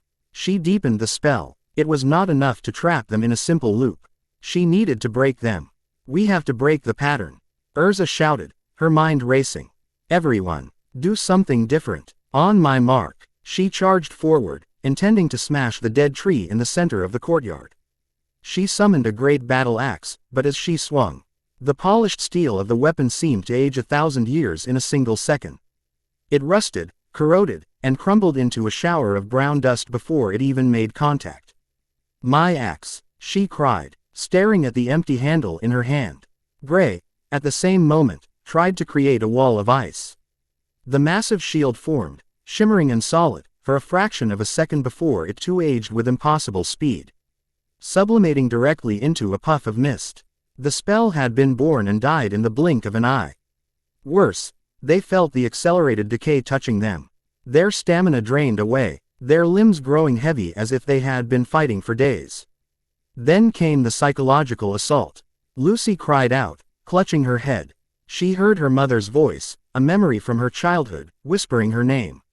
Lucy, my clever, wonderful Lucy. The memory played again, and again, and again, each repetition a fresh stab of grief. Gray saw a flicker of his master, encased in the ice of the iced shell, her final sacrificial smile haunting him on a continuous, tortuous loop. Urza was back in the Tower of Heaven, a child once more, the scent of blood and stone filling her senses. Jalal's words of betrayal echoing in her ears without end. They were trapped, not just in a loop of time, but in a prison made of their own deepest regrets. Broken, disoriented, and weakened, they were on the verge of collapse. But Naruto was not. From his perspective, there was no loop. He stood in the center of the courtyard, perfectly still, as the temporal chaos swirled around him. He perceived it all as a single, complex event. He saw the timeline where Urza won, where Gray's ice vanished, the one where they walked through a non-existent door, all layered on top of each other like translucent sheets of parchment. He saw the echoes of his companions' pasts, a kind woman with blonde hair, a stern woman in a cloak of ice, a blue-haired boy with a strange mark, flickering around them like faint, sad ghosts. The arc of time washed over him, a wave of causality seeking to unravel him, to trap him, to force him into a sequence. It failed. His existence, a union of two opposing divine forces, was not subject to the linear progression of this world's timeline. He was a fixed point, an absolute. The temporal swamp could churn around him, but it could not move the mountain that stood in its midst. He simply observed, his mind mapping the intricate, cruel patterns of the spell, tracing the lines of power back to their source. He was not a participant in the labyrinth. He was its analyst, and its solution. Ultir, in her chamber, stared at her scrying pool in disbelief and fury. 3 of them were broken, caught in the web. But the 4th, the blonde one, he was just standing there. Unaffected, unmoved. He was a stone in the river of time she commanded, and the water was simply flowing around him. He was an error in her perfect equation. No, she hissed, her control cracking. No anomalies, no imperfections. She poured more of her power into the spell, focusing it all on him. She would age him to dust.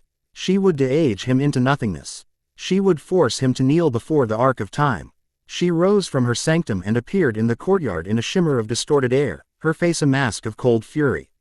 You cannot resist the flow of time itself, she declared, her voice echoing in the disoriented minds of Urza, Gray, and Lucy. Naruto finally turned his gaze to her. It was calm, clear, and held no trace of the confusion that plagued his friends. Your application of temporal mechanics is impressive, he stated, his voice cutting through the swirling echoes of the past. But your foundational premise is flawed. Ultir sneered, raising her hands, a great, glowing orb of chronological energy forming between them. And what would a simpleton like you know of it? I will show you the ultimate power. I will return you to the moment of your conception and erase you from ever having existed. Second origin. Genesis 0. The orb shot towards him, a sphere of reality unmaking power. Naruto did not move. He did not defend. He simply watched it approach. The orb struck him squarely in the chest and dissipated. It washed over him like a gentle wave, leaving him completely unharmed. Ultir stared, her ultimate attack rendered impotent. How is that possible? Nothing can resist the erasure of one's own origin. One cannot erase an origin that exists outside the timeline you control, Naruto explained calmly, taking a slow step towards her. The temporal echoes around Urza, Lucy, and Gray began to fade as his presence asserted its own, superior reality. You seek to alter the past. A futile endeavor. The past is not a string that can be rewound. It is a root system. Every moment, every action, branches into a million new possibilities that become the present. To cut a single root is not to change the tree, it is to kill it. You would not be creating a better world. You would be creating a void. His words struck Ultir with the force of a physical blow. She had never considered it that way. The vision from Marduk had shown her a clean slate, a perfect rewrite. Lies, she screamed, a desperate edge to her voice. You know nothing of my pain. My suffering. I will atone for my sins by creating a world where they were never committed. You seek not atonement, but oblivion. Naruto corrected her, his voice softening with something that sounded almost like pity. Atonement is an act of creation. It is the process of adding positive value to your existence until it outweighs the negative value of your past transgressions. Oblivion is an act of erasure. It has no value. It is a zero-sum game that consumes the player. The entity you call Marduk offered you a lie because it fears the messy, chaotic, beautiful process of genuine growth. The name, Marduk, spoken aloud by this impossible being, shattered the last of Ultir's defenses. He knew the name of her secret benefactor. Her grand crusade for redemption was not her own. It was a manipulation, a lie. The temporal labyrinth collapsed. Urza, Lucy, and Gray gasped, the world snapping back into sharp, linear focus. They were exhausted, mentally and physically, but they were free. They saw Ultir on her knees, the heart of Avum, a pulsating, crystal-like orb, fallen from her limp grasp and cracking on the stone ground. She was sobbing, great, wrenching sobs of a lifetime of pain and a future just stolen from her. Naruto walked forward until he stood before her. He did not look down with contempt or triumph. He looked at her as a being who had made a grave mathematical error. Your life, he said quietly, is a sequence of events and choices. The current sum of your actions carries a significant negative value. But the sequence is not yet complete. The equation is not yet solved. He held out his hand. Not in forgiveness, not in friendship. It was an offer, a challenge. You still possess the capacity to add infinite positive values to the sequence. Do not try to erase the equation, Ultir Milkovich. Find the courage to solve it. Ultir stared at Hi's outstretched hand through her tear-filled eyes. He had not condemned her. He had not judged her. He had seen through her power, through her pain, through the cosmic lie that had ensnared her, and he had offered her a new theorem for existence. A path forward that was not about escaping her past, but about having the strength to build a future that would one day render it insignificant. In the twilight gloom of the Isle of Kronos, surrounded by the ruins of a cult that had destroyed itself chasing her same dream, Ultir saw not a conqueror, but a constant.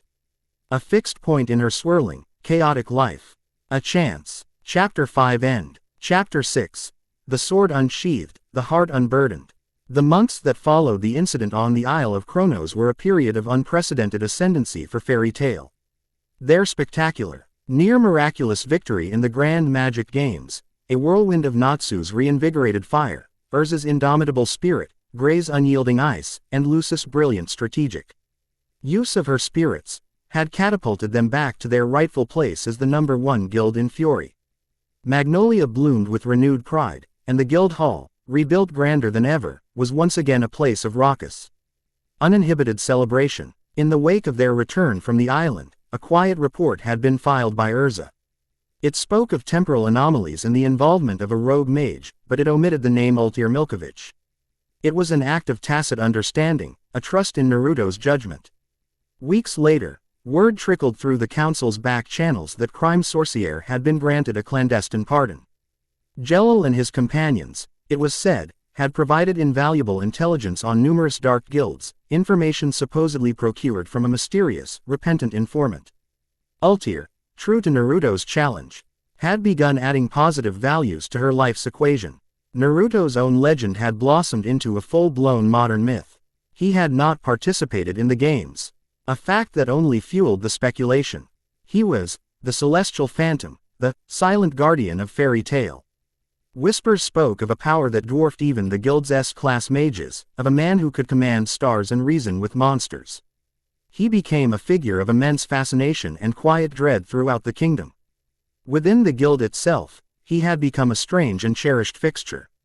The initial fear had subsided, evolving into a deep, abiding respect.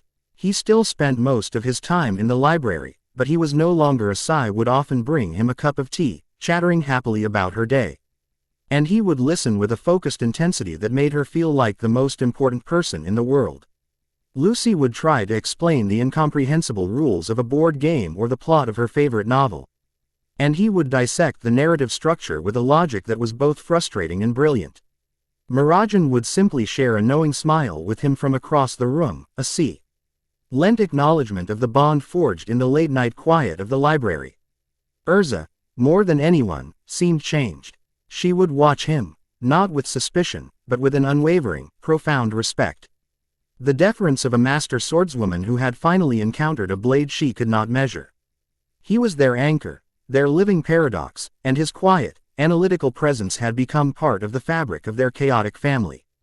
But the world outside the guild hall still turned, and old hatreds, like dying stars, have a tendency to burn hottest just before they collapse. The joyous celebration in the guild hall came to an abrupt end on a Thursday afternoon. The heavy oak doors swung open, admitting not a returning friend, but a chilling silence. The laughter died, the music stopped, and the air grew heavy with an aura of immense, focused pressure. Kagura Mikazuki, the strongest mage of the Mermaid Heel Guild, stood in the doorway. She was a pillar of cold, restrained fury. Her white coat was immaculate, her hand resting on the hilt of her sheathed blade, archenemy. Her gaze was like honed steel, and it cut through the entire guild, ignoring everyone else, to fixate on a single target, Urza Scarlet. Urza Scarlet. Kagura's voice was devoid of emotion, a flat, hard sound that seemed to absorb the warmth from the room. The festival is over. Your victory is acknowledged. My debt to you for the life of Miliana is acknowledged. She took a single, deliberate step into the hall. But the time has come to settle the matter that lies between us. The matter of Jelil Fernandez. Urza, who had been laughing with her teammates just a moment before, rose to her feet. Her expression became one of solemn gravity. Kagura, she said, her voice low. I will not be dissuaded, Kagura stated, her resolve absolute. He walks free, a stain upon the world that I have sworn to erase. You stand in my way, not with malice, but with a misguided belief in his redemption. I will defeat you, I will prove the fallibility of your path, and then I will fulfill my vow. This is not a request. It is a declaration. A tense silence filled the guild. This was not a sporting match. This was a clash of souls. A battle between two women whose lives had been irrevocably scarred by the same man. Urza's gaze was firm, her own conviction a fortress. I cannot allow you to throw your life away on a path of vengeance, Kagura. But I will not deny you this duel. If a contest of arms is the only way for you to find peace, then I accept. She met Kagura's unyielding stare. The ruins of the old Cardia Cathedral, on the West Hill. At sunset, Kagura nodded once, a sharp, final gesture. Then she turned and walked out, the silence she had brought with her lingering long after she was gone. The sky above the ruined cathedral was the color of a fresh bruise, a swirl of gray and purple clouds that promised a storm. The air was heavy and still. The nave of the cathedral was long gone, leaving crumbling stone walls and broken Gothic arches that clawed at the overcast sky like skeletal fingers. The strongest mages of fairy tale and mermaid heel stood on opposite sides, silent witnesses to a duel that felt more like a ceremony. Urza and Kagura faced each other across the cracked flagstones of the altar, their hands resting on the hilts of their swords. The tension was a living thing, a coiled serpent ready to strike. This duel is between us alone, Kagura stated, her voice echoing slightly in the ruins. The first to be unable to continue loses their conviction. Draw your blade, Urza. Very well, Urza replied, her expression a mask of grim determination. But just as their hands tightened on their swords, a calm voice interrupted the sacred tension. The parameters of this contest are insufficient. Naruto stepped forward from the ranks of the fairy tale mages. He moved with his usual unhurried grace, his white tunic a stark contrast to the gloom of the ruins. He came to a stop beside the two women, regarding them not as a spectator, but as an adjudicator. Kagura's eyes narrowed. This does not concern you, Naruto of fairy tale. We require no arbiter. Your premise at this is a duel of conviction is correct, Naruto replied, his voice even and calm. It is precisely for that reason that a simple contest of arms is an inadequate method for determining the victor. A test of strength measures only the body and the skill. A true duel of conviction must test the soul. Before either woman could voice an objection, he raised his right hand. The world did not shatter. It did not shake. It simply shifted. The bruised, overcast sky above them dissolved. It did not turn black, but opened up into a breathtaking, impossible vista of the cosmos.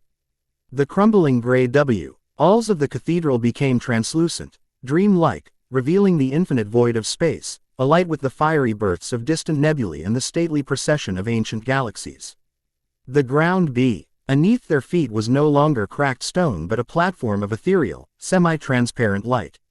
They were no longer standing in a ruin on a hill. They were standing in a celestial theater at the center of the universe. The witnesses from both guilds gasped, finding themselves looking out at the cosmic spectacle as if from behind an invisible wall.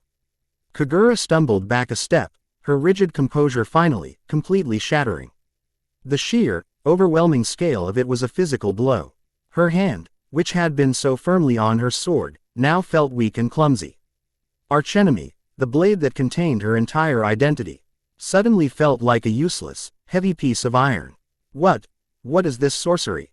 She breathed, her voice trembling. It is a classroom, Naruto said, his voice now seeming to come from all around them, a calm, resonant echo in the silent majesty of space. You wish to prove the righteousness of your conviction. Then let it be judged not against a single sword, but against the totality of existence. He began his lesson. He gestured with one hand, and a small, luminous sphere of swirling blue and green appeared before them. It was beautiful, vibrant, and alive. This is your world, Naruto said. Earthland. It is the stage upon which you live your lives, the ground upon which you wage your wars and forge your friendships. It is, to you, everything.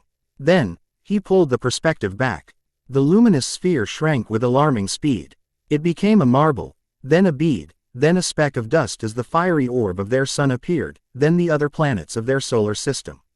He pulled back further. revealing the swirling, majestic arms of a galaxy containing 100 billion such suns. This is the star stream your world belongs to, he continued, his voice calm and vast. And there are billions of such streams in the observable universe. The view pulled back again, and again, until their entire galaxy was just one point of light in a cosmic web of infinite others. Your world, your stage, is less than a single grain of sand on an infinite shore. This is the scale of the stage. Now, let us examine the play. He gestured again. The galaxies faded, replace D by a visual representation of a single event, a stone dropping into a perfectly still, black pond. Ripples spread out, complex and intersecting. This stone, he said, pointing to the initial splash, is an action. A choice, a life, and these, his hand swept over the infinitely expanding and interacting ripples, are its consequences. Its causality. He focused on a single, violent splash. A tower of black stone rose from the pond. The Tower of Heaven, an act of great negative value. This ripple is your pain, Urza Scarlet. Your enslavement, your loss. He pointed to another. This one is your suffering, Kagura Mikazuki. The death of your brother, Simon. The birth of your hatred. Kagura flinched as if he had struck her, the memory of fresh, open wound. You have both spent your lives focused on this single ripple. Naruto went on, his voice gentle but unrelenting. You have let it define the shape of your entire pond. But you have been blind to the other ripples. He illuminated other branching paths from the same event. A thread of blue light emerged, jello. It showed his own pain, his manipulation, his descent. Then it showed his redemption. His atonement, the founding of crime sorcière, the dark guilds they had dismantled, the lives they had saved, the future disasters they had prevented. Cause is never a single line, Naruto explained. It is an explosion of infinite, interacting possibilities. To judge the stone, you cannot merely look at the ripple that struck you. You must perceive the entire, complex pattern. Finally, he turned to Kagura, and the cosmic pond vanished. In its place, a single, searingly hot point of white light appeared before her. It was so bright it was painful to look at, and it possessed an immense gravitational pull, bending the starlight around it. This, Naruto said, his voice soft, is your conviction, Kagura Mikazuki. Your vow, the destruction of Jelil Fernandez. For 10 years, this has been the sun of your private universe. The single point of gravity around which your entire existence, every thought, every action, every choice, has revolved. The burning white star of her hatred pulsed before her. Then, Naruto illuminated the rest of the space around them. The silent, breathtaking beauty of the cosmos bloomed into view once more, filled with billions upon billions of other stars, of nebulae alight with the colors of creation. Of worlds teeming with unknown life. But look, he whispered, at all the other light you have been blind to. He showed her visions. Not of grand battles, but of small moments. Her friends from Mermaid Heel, Miliana, Risley, Beth, laughing together in their guild hall, worrying about her, missing her smile. He showed her children playing in a peaceful town, a young couple falling in love. An old man tending his garden.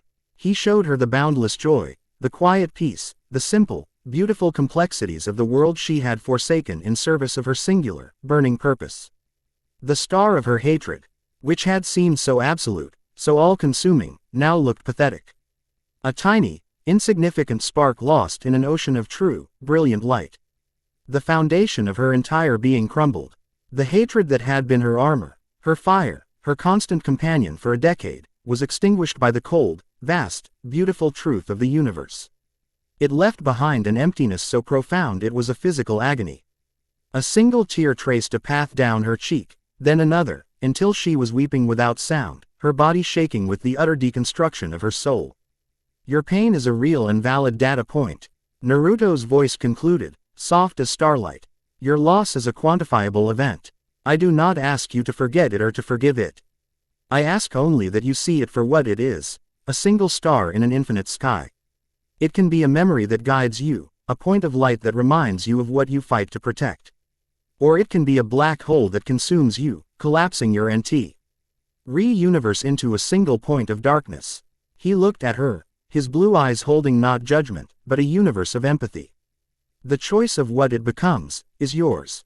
He lowered his hand. The celestial projection dissolved. The breathtaking cosmos folded in on itself, and they were once again standing in the gray, crumbling ruins of the Cardia Cathedral. The air was still and cool. Kagura fell to her knees. The sound of her sobs now audible in the sudden silence. She looked at the sheathed sword, archenemy, which had fallen to the ground beside her. For 10 years, that sword had been her heart, her soul, her purpose. Now, for the first time, she saw it for what it truly was. Not a key, but a cage. She did not reach for it. Urza walked over to her, her own eyes glistening with tears. She knelt, not as a victor in a duel, but as a friend who understood the pain of a shared past. She placed a gentle, comforting hand on Kagura's shaking shoulder. Kagura looked up from the sword, her gaze finding Naruto. Her eyes were red and swollen, but they were clear. For the first time in a decade, they were truly, heartbreakingly clear. The burning star of hatred was gone, replaced by a devastating, terrifying, and liberating sense of freedom. She had been unmade, her very soul taken apart and shown to her, and then she had been given the chance to reassemble it into something new. Something more. She had been saved. Not from Urza, not from Jelal. She had been saved from herself. Naruto gave a single, small nod of acknowledgement. His lesson was complete. He had not come to fight a duel, but to end a war. He turned and walked back towards the silent, awestruck members of his guild, leaving the two women alone in the ruins with their shared history and their first, fragile chance at a shared peace. Chapter 6 End. Chapter 7. The Auditor's Gambit. In the aftermath of Kagura's liberation, a palpable shift occurred, not just within the Mermaid Heel Guild, but in the intricate web of relationships that bound the magical community of Fiore. The Cold War between two of Fiore's most powerful swordswomen had thawed into a quiet, respectful peace. Kagura, no longer shackled to the cold weight of archenemy, was seen smiling, a small, hesitant expression, but a smile nonetheless. Miliana, no longer walking on eggshells around her guild leader's grief, visited Fairy Tale frequently, her cheerful, K-Pion cry echoing through the hall as she launched herself at Urza in a tackle hug, a sight that would have been unthinkable only months prior. This fragile, hopeful peace was a direct consequence of Naruto's presence. He had become the silent fulcrum upon which the world seemed to be tilting, shifting old hatreds and forging new alliances without ever seeming to try. The members of Fairy Tale had grown accustomed to his quiet strangeness. They had learned to read the subtle shifts in his analytical gaze, to understand his blunt, logic-driven observations not as insults but as his own unique form of communication. His existence was a constant, low-humming reminder that the world was far larger and more complex than they had ever imagined. For Lucy Heartfilia, this new era was one of unprecedented growth. Her bond with her celestial spirits, witnessed and validated by the son of their own king, had deepened immensely. Her magic felt more intuitive, the connection more seamless. The spirits themselves were more responsive, more eager, their interactions laced with a new level of reverence that was directed as much towards her as it was towards the quiet demigod who so often watched her practice. On a bright, sunny afternoon, she sat in the guild's newly planted garden, a project she had championed to bring more life to their rebuilt home.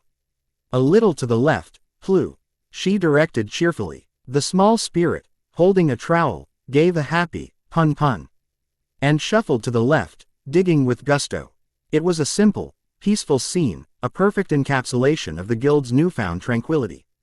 Naruto observed from the shade of the guild hall's eaves, his head tilted. The symbiotic resonance between your soul and the spirits is nearly perfect, he commented. His voice carrying with its usual clarity. The transfer of intent is instantaneous and requires minimal magical expenditure. An efficient and elegant partnership. Lucy beamed at the compliment. We're a team, she said proudly. Right, Plu, pun. It was perhaps the last perfect, peaceful moment she would know for a very long time. The first tremor in her world was a quiet one.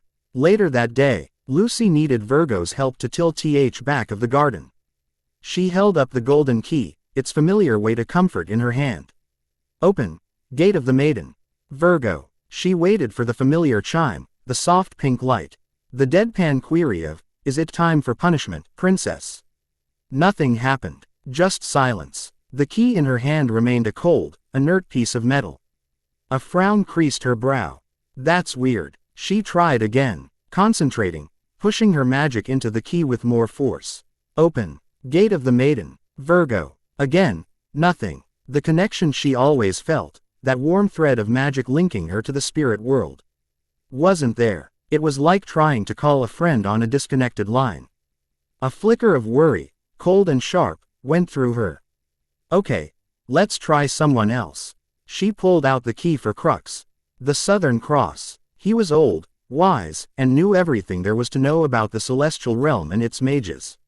If something was wrong, he would know. Open. Gate of the Southern Cross. Crux. Silence. The key remained cold. The thread of connection remained severed. Now, real panic began to set in. This had never happened before. Not a single gate failing, but all OFM. She frantically pulled out her entire key ring, her hands starting to tremble. Taurus, Cancer, Sagittarius, nothing. None of them answered. It was as if the entire celestial spirit world had simply vanished. Levi-chan, she cried, her voice strained with rising panic as she ran back into the guild hall. Something's wrong with my magic. Levi, ever the diligent scholar, immediately set to work, pulling dusty tomes from the library shelves. They searched for hours, looking for any precedent. Magical jamming phenomena. No, that would have a detectable magical signature. A rare celestial alignment that blocked the gates. The star charts showed nothing out of the ordinary. Every theory they explored led to a dead end. The books held no answers for a problem of this magnitude. Worse, as the day wore on, word began to trickle in from other parts of Magnolia, then from other towns via the communication lacrima. Every single celestial mage in Fury was reporting the same thing. Their gates were dead. It wasn't just Lucy. It was a systemic, continental, perhaps even worldwide failure. The stars had gone silent. In a place that was not a place, a dimension of absolute, sterile white, he observed. Reality here was not composed of matter and energy, but of pure, crystalline logic. In the center of this non-space floated a being of perfect, geometric form. It was vaguely humanoid, but its body was composed of interlocking, semi-translucent plates that shimmered with an internal blue light, its face a featureless mask of serene, cold intellect. This was Marduk, the prime axiom of the Chronos auditors. Before him, a console of pure light displayed a swirling, chaotic nebula of vibrant color and joyful energy, the celestial spirit world. To Marduk, it was not beautiful. It was a flaw, an untidy, emotional, illogical variable in the grand, orderly equation of the cosmos. A lesser construct, a featureless floating octahedron similar to the one destroyed in Harjan, shimmered into existence beside him. Less than the anomaly designated, Naruto, continues to integrate with the Terran subjects, greater than the construct reported in a synthesized, toneless voice. Less than its dualistic nature has achieved a stable, symbiotic state. Direct ontological assault is now deemed inefficient. The probability of self-erasure through internal paradox has fallen below acceptable parameters. Greater than. Marduk did not turn. His focus remained on the vibrant nebula. The premise of the assault was incorrect, he stated, his voice a perfect, harmonious chord that was devoid of any emotion. One does not dismantle a stable structure by striking its center. One removes its foundation. His crystalline hand gestured towards the console. The anomaly's power base is a duality. The draconic component is diffuse, chaotic, hidden within the core of its host world. Its location is unknown, inefficient to pursue. The celestial component, however, is centralized. Its realm is accessible. Its laws are known. A new schematic appeared on the console, a vast, complex machine of interlocking rings and focusing lenses, all constructed from pure energy. The celestial realignment engine. We will not attack the paradox, Marduk decreed. We will deconstruct its paternal anchor. By imposing a new, absolute series of laws upon the chaotic realm of spirits, we will sever its connection to the mortal plane and contain its unruly sovereign within a paradox of his own rules. The anomaly's paternal half will be nullified. Its internal stability will collapse. It will unravel, and the timeline will be corrected. His logic was flawless. His strategy, impeccable. And his cruelty, absolute. He made a gesture, and across the dimensions, the great machine began to turn. Initiate the audit, he commanded. The panic in He Fairy Tale Guild Hall was reaching a fever pitch. Lucy was sitting at a table, her lifeless keys spread out before her, her face pale and tear-streaked. She was surrounded by her friends, but they couldn't understand the depth of her despair. This wasn't just a loss of magic. It was as if every member of her family had been simultaneously kidnapped and silenced. Her mother's legacy, the keys she had inherited, the friends she had fought alongside, all gone. Suddenly, the air in the center of the guild hall began to rip. It was not the cheerful chime of a gate opening. It was a horrifying, tearing sound, like fabric of reality being shredded. A jagged, unstable vortex of golden light appeared, and from it, a figure was violently thrown, crashing to the wooden floor. It was Loke. The guild gasped. He was horribly wounded, but not with physical injuries. His body flickered and distorted like a bad lacrima projection. His sharp suit was tattered, and the brilliant golden light of his Regulus magic was a faint, guttering flicker. He pushed himself to his feet, stumbling, and collapsed into Lucy's arms. "Loke," she cried, tears streaming down her face. "What happened? What's wrong?" He coughed, and motes of golden light sprayed from his lips instead of blood. He looked past her, his desperate gaze finding Naruto, who was now standing by the table, his expression a mask of absolute stillness. "Run," Loke gasped, his voice a painful rasp. "You have to hide him, Lucy, you have to." "Hide him from what?" "Loke, talk to me." "He's come for the king," Loke choked out, his form flickering more violently. "For all of us, a cold light, a new law, it's rewriting our world. The sky is gone, replaced by a grid, the spirits, they're being trapped, crystallized, in prisms of law." He shuddered, a memory of profound horror flashing in his eyes. The king is fighting, but his own power, the laws of our own world, are being used to bind him. It's an audit," he finally whispered, the word seeming to cause him physical pain. "Our existence is being audited, and we are being found, in violation." Naruto had been listening, his stillness absolute. But as Loke spoke of the cold light, the prisms of law, the imprisonment of the king, his father, a fundamental shift occurred within him. The temperature in the guild hall plummeted 20 degrees in a single second. A pressure, immense and terrifying, far greater than the passive aura they had grown accustomed to, slammed down on the room. This was not the calm, heavy gravity of a star. This was the explosive, unrestrained fury of a supernova. Flames, not of orange or red, but of pure, brilliant starlight, erupted from his shoulders, weaving and dancing like solar flares. The air around him crackled with a raw, untamed draconic energy.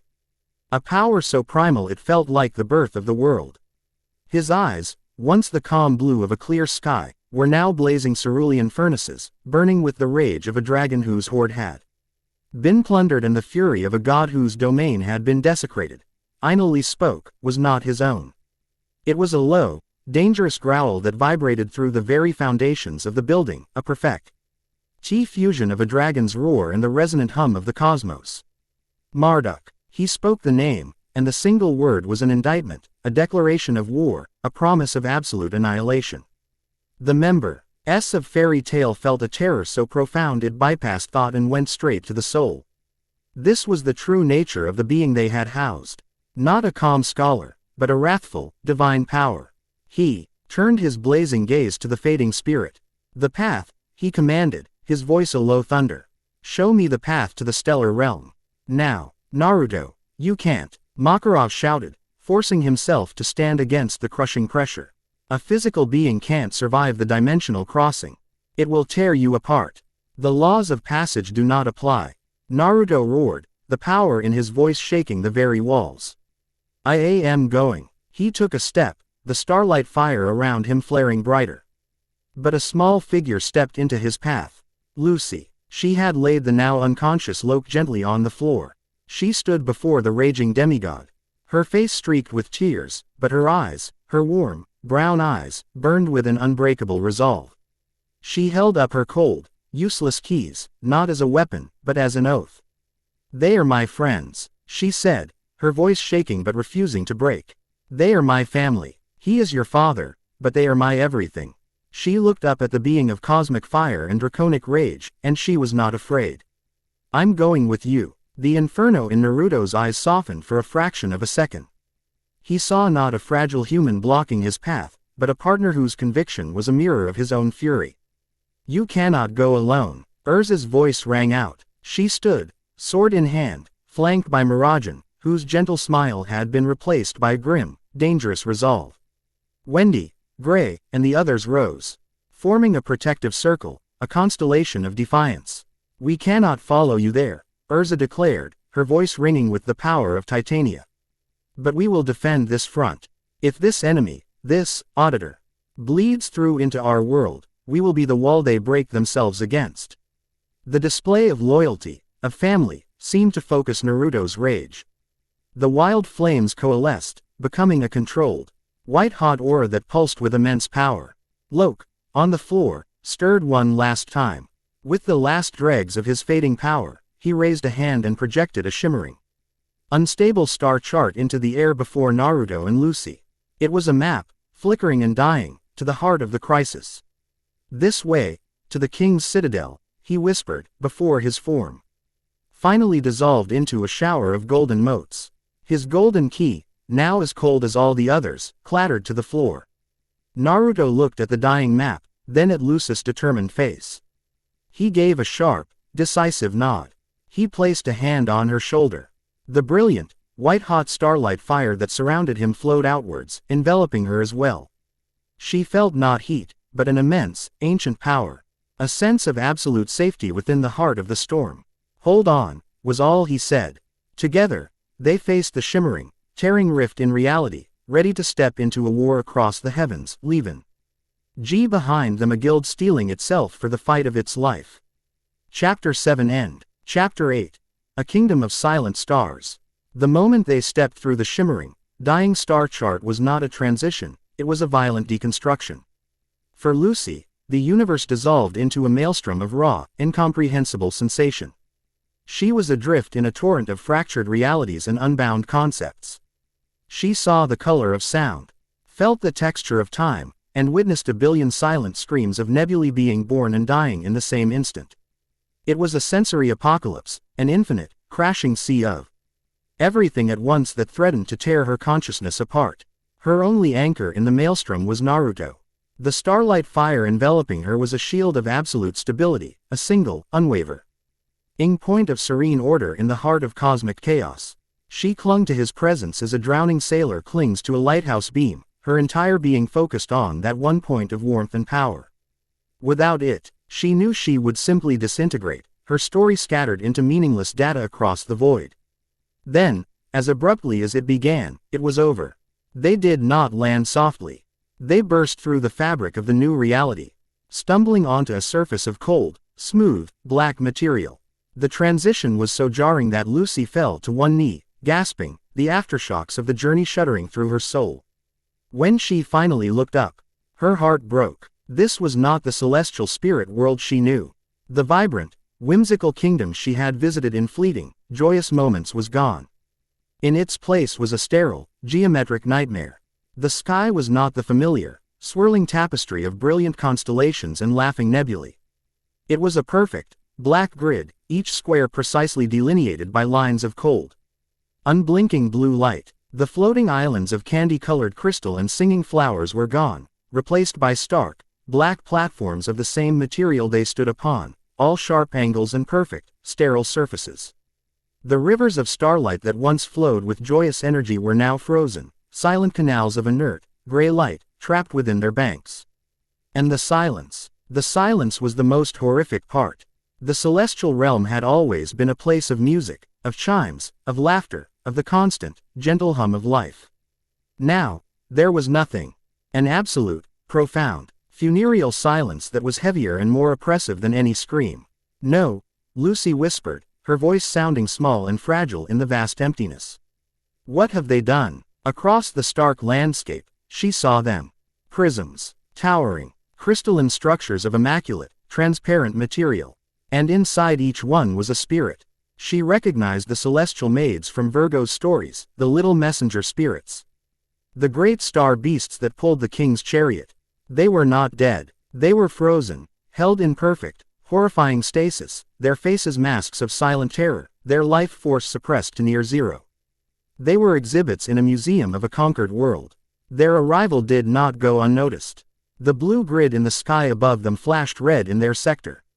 From the edges of the platform, the auditors, constructs materialized, coalescing from the sterile air. They were not living things.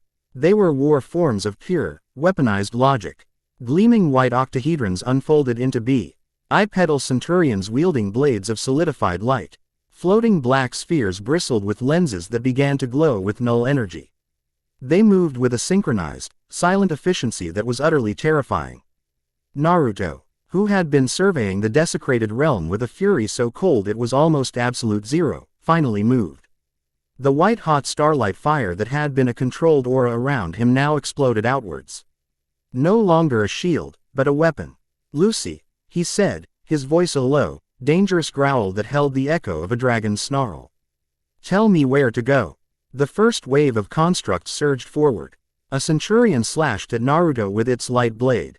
Naruto didn't dodge. He met the blade with his bare hand, his fingers wreathed in his own draconic starlight. The moment his fire touched the construct's weapon, a strange thing happened. The blade of pure law didn't shatter. It melted, its logical structure dissolving into incoherent static, like a line of code being erased. He lunged forward, a blur of white and gold. This was not the analytical being from the guild library. This was a predator, a dragon. His attacks were not mere punches or blasts of energy. His flames, the fire of his sire, were the embodiment of chaotic, passionate creation. They were anathema to the auditors, sterile order. Where his fire struck, metric forms destabilized, their perfect angles warpen. And dissolving under the assault of a concept they could not compute, the untidy, glorious passion of life. Lucy, shaken from her horror by the urgency in his voice, forced her mind to work. Her keys were useless, her magic severed. But her knowledge was her own. She was the foremost expert on this realm in the mortal world. Even corrupted, she recognized the celestial geography. That platform, she shouted over the silent, deadly combat, pointing to a massive, distant structure. The one with the 12 pillars. That's the gateway to the Zodiac's chambers. The king's citadel has to be beyond it. A null energy beam from one of the spheres shot towards her. Naruto was there in an instant, taking the beam on his back. It fizzled against his aura, though he grunted from the impact. "Good," he growled. "Navigate. I will clear the path." Back in the fairy tale guild hall, the rift Naruto and Lucy had vanished into remained, a jagged, ugly tear in reality, pulsing with a malevolent blue light. For a moment, there was silence. Then, the rift buckled, and the first of the auditor constructs began to bleed through. A dozen of the white centurions materialized in the center of the hall. "They're coming through," Gray yelled, already forming an ice lance in his hands. But before anyone could launch a scattered, panicked attack, two figures moved to the forefront. "Everyone, fall back. Protect the civilians." Urza's voice was a clarion call, cutting through the fear. In a flash of golden light, she was no longer in her standard armor. She was clad in the immense, defensive plates of her adamantine armor. "Mirajane, with me, right behind you, Urza," Mirajane said, her gentle smile gone, replaced by a look of grim, dangerous purpose. A wave of dark magic washed over her, and she transformed. Not into her standard Satan soul, but into its more powerful, elegant, and terrifying form, demon soul, Citri. Her demonic power, raw, emotional, and chaotic, was the perfect antithesis to the auditors' cold logic.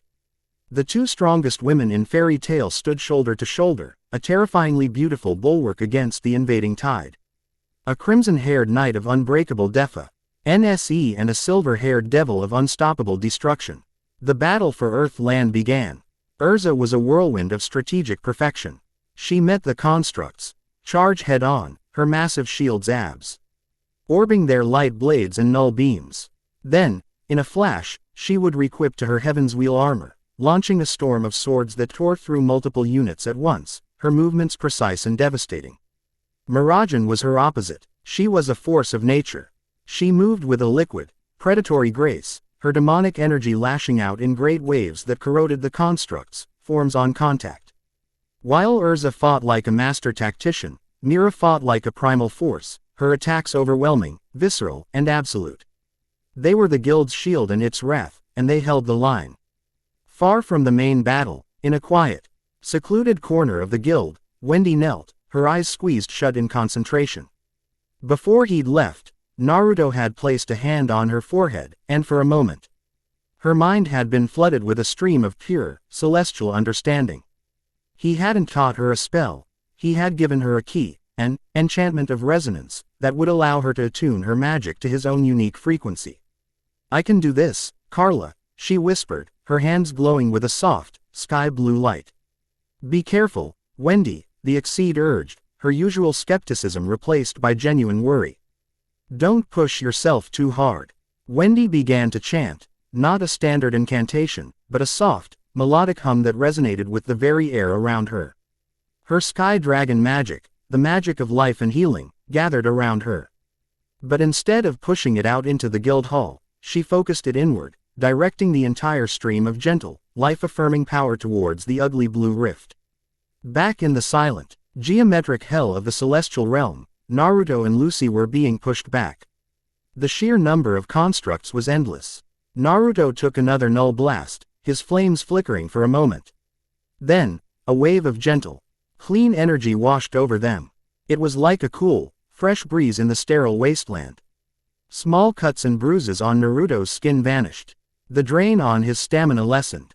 And more importantly, the very air around them seemed to reject the auditor's presence, causing their forms to shimmer and destabilize slightly. "This feeling," Naruto murmured, surprised.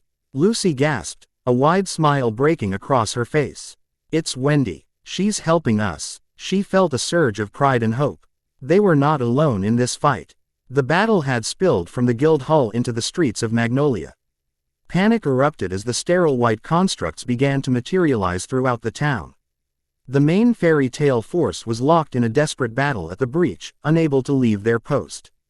Just as a large squad of constructs cornered a group of screaming civilians, a blur of motion and the flash of a blade intervened. Kagura Mikazuki, flanked by the mages of Mermaid Heel, had arrived. Her face was a mask of cold focus. Her unsheathed sword a river of silver light as she cut down 3 constructs in as many heartbeats. Her hatred was gone, but her speed and skill were sharper than ever.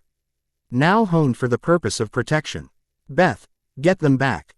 Risley, secure the perimeter," she commanded, her voice ringing with the authority of a natural-born leader. "We hold this line." From a rooftop overlooking the chaos, another figure watched, her expression grim. Ultir Milkovich. She had seen the rift open from miles away and had come at once. She knew this was connected to Naruto. It was the enemy he had warned her about. She could not fight them head-on, but she could do what she did best. She saw a building collapse, about to crush a fleeing family. Ultir's hands flew up, a dark orb of magic forming between them. Arc of time. Parallel worlds. She didn't turn back time. She opened an infinitesimally brief window to a timeline where the building hadn't collapsed, allowing the family to pass through the space unharmed before the rubble crashed down in their original reality. It was an incredibly complex and draining application of her power. She worked tirelessly, a silent, unseen guardian.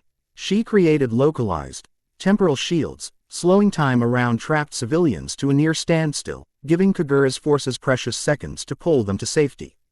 Her face grew pale with the effort, but her eyes burned with a new, fierce purpose. She was adding positive value to her equation, one saved life at a time. The war raged on 2 fronts, a desperate, multi-dimensional ballet of conflict. In the celestial realm, Naruto and Lucy fought their way across the geometric platforms. "They're adapting," Lucy shouted, pointing. The auditors were forming new constructs. Larger ones with crystalline shields that could partially resist Naruto's conceptual flames. "The Citadel is just past that nexus. We're almost there." In Earthland, the rift widened with a groan. A new construct began to emerge, far larger than the others. It was a prefect, a 20-foot-tall behemoth of shifting geometric plates and multiple glowing red cores. Urza and Mirajane were thrown back by its initial energy wave. "We can't let that thing fully emerge." Urza grunted, pushing herself to her feet. "We'll have to hit it with everything we've got," Mira agreed, her demonic form flickering under the strain. Together, a silent understanding passed between them. They began to pour all of their remaining magic into a single, final gambit. Urza's body began to glow with the light of her strongest requip, while Myra's demonic energy swirled into a vortex of immense power. Across the dimensions, Naruto felt the shift.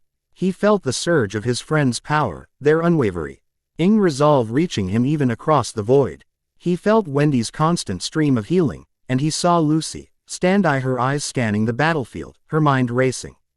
They were all fighting. For him. For his father. For their worlds. His own power swelled in response, a feedback loop of loyalty and conviction. The draconic fire and the celestial starlight within him roared into a perfect, unified symphony of destruction.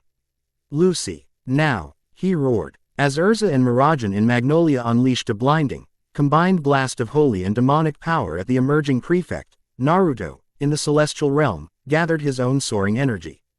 He thrust his hands forward, unleashing a massive, roaring torrent of pure, white-hot creation, a Dragon King's celestial roar, that vaporized the entire legion of constructs blocking their path to the final gateway. For a moment, on both fronts, the way was clear. But the cost had been immense, and the greatest challenges still lay ahead. Chapter 8 End. The End. Remember to subscribe and like this video. See you in the next video.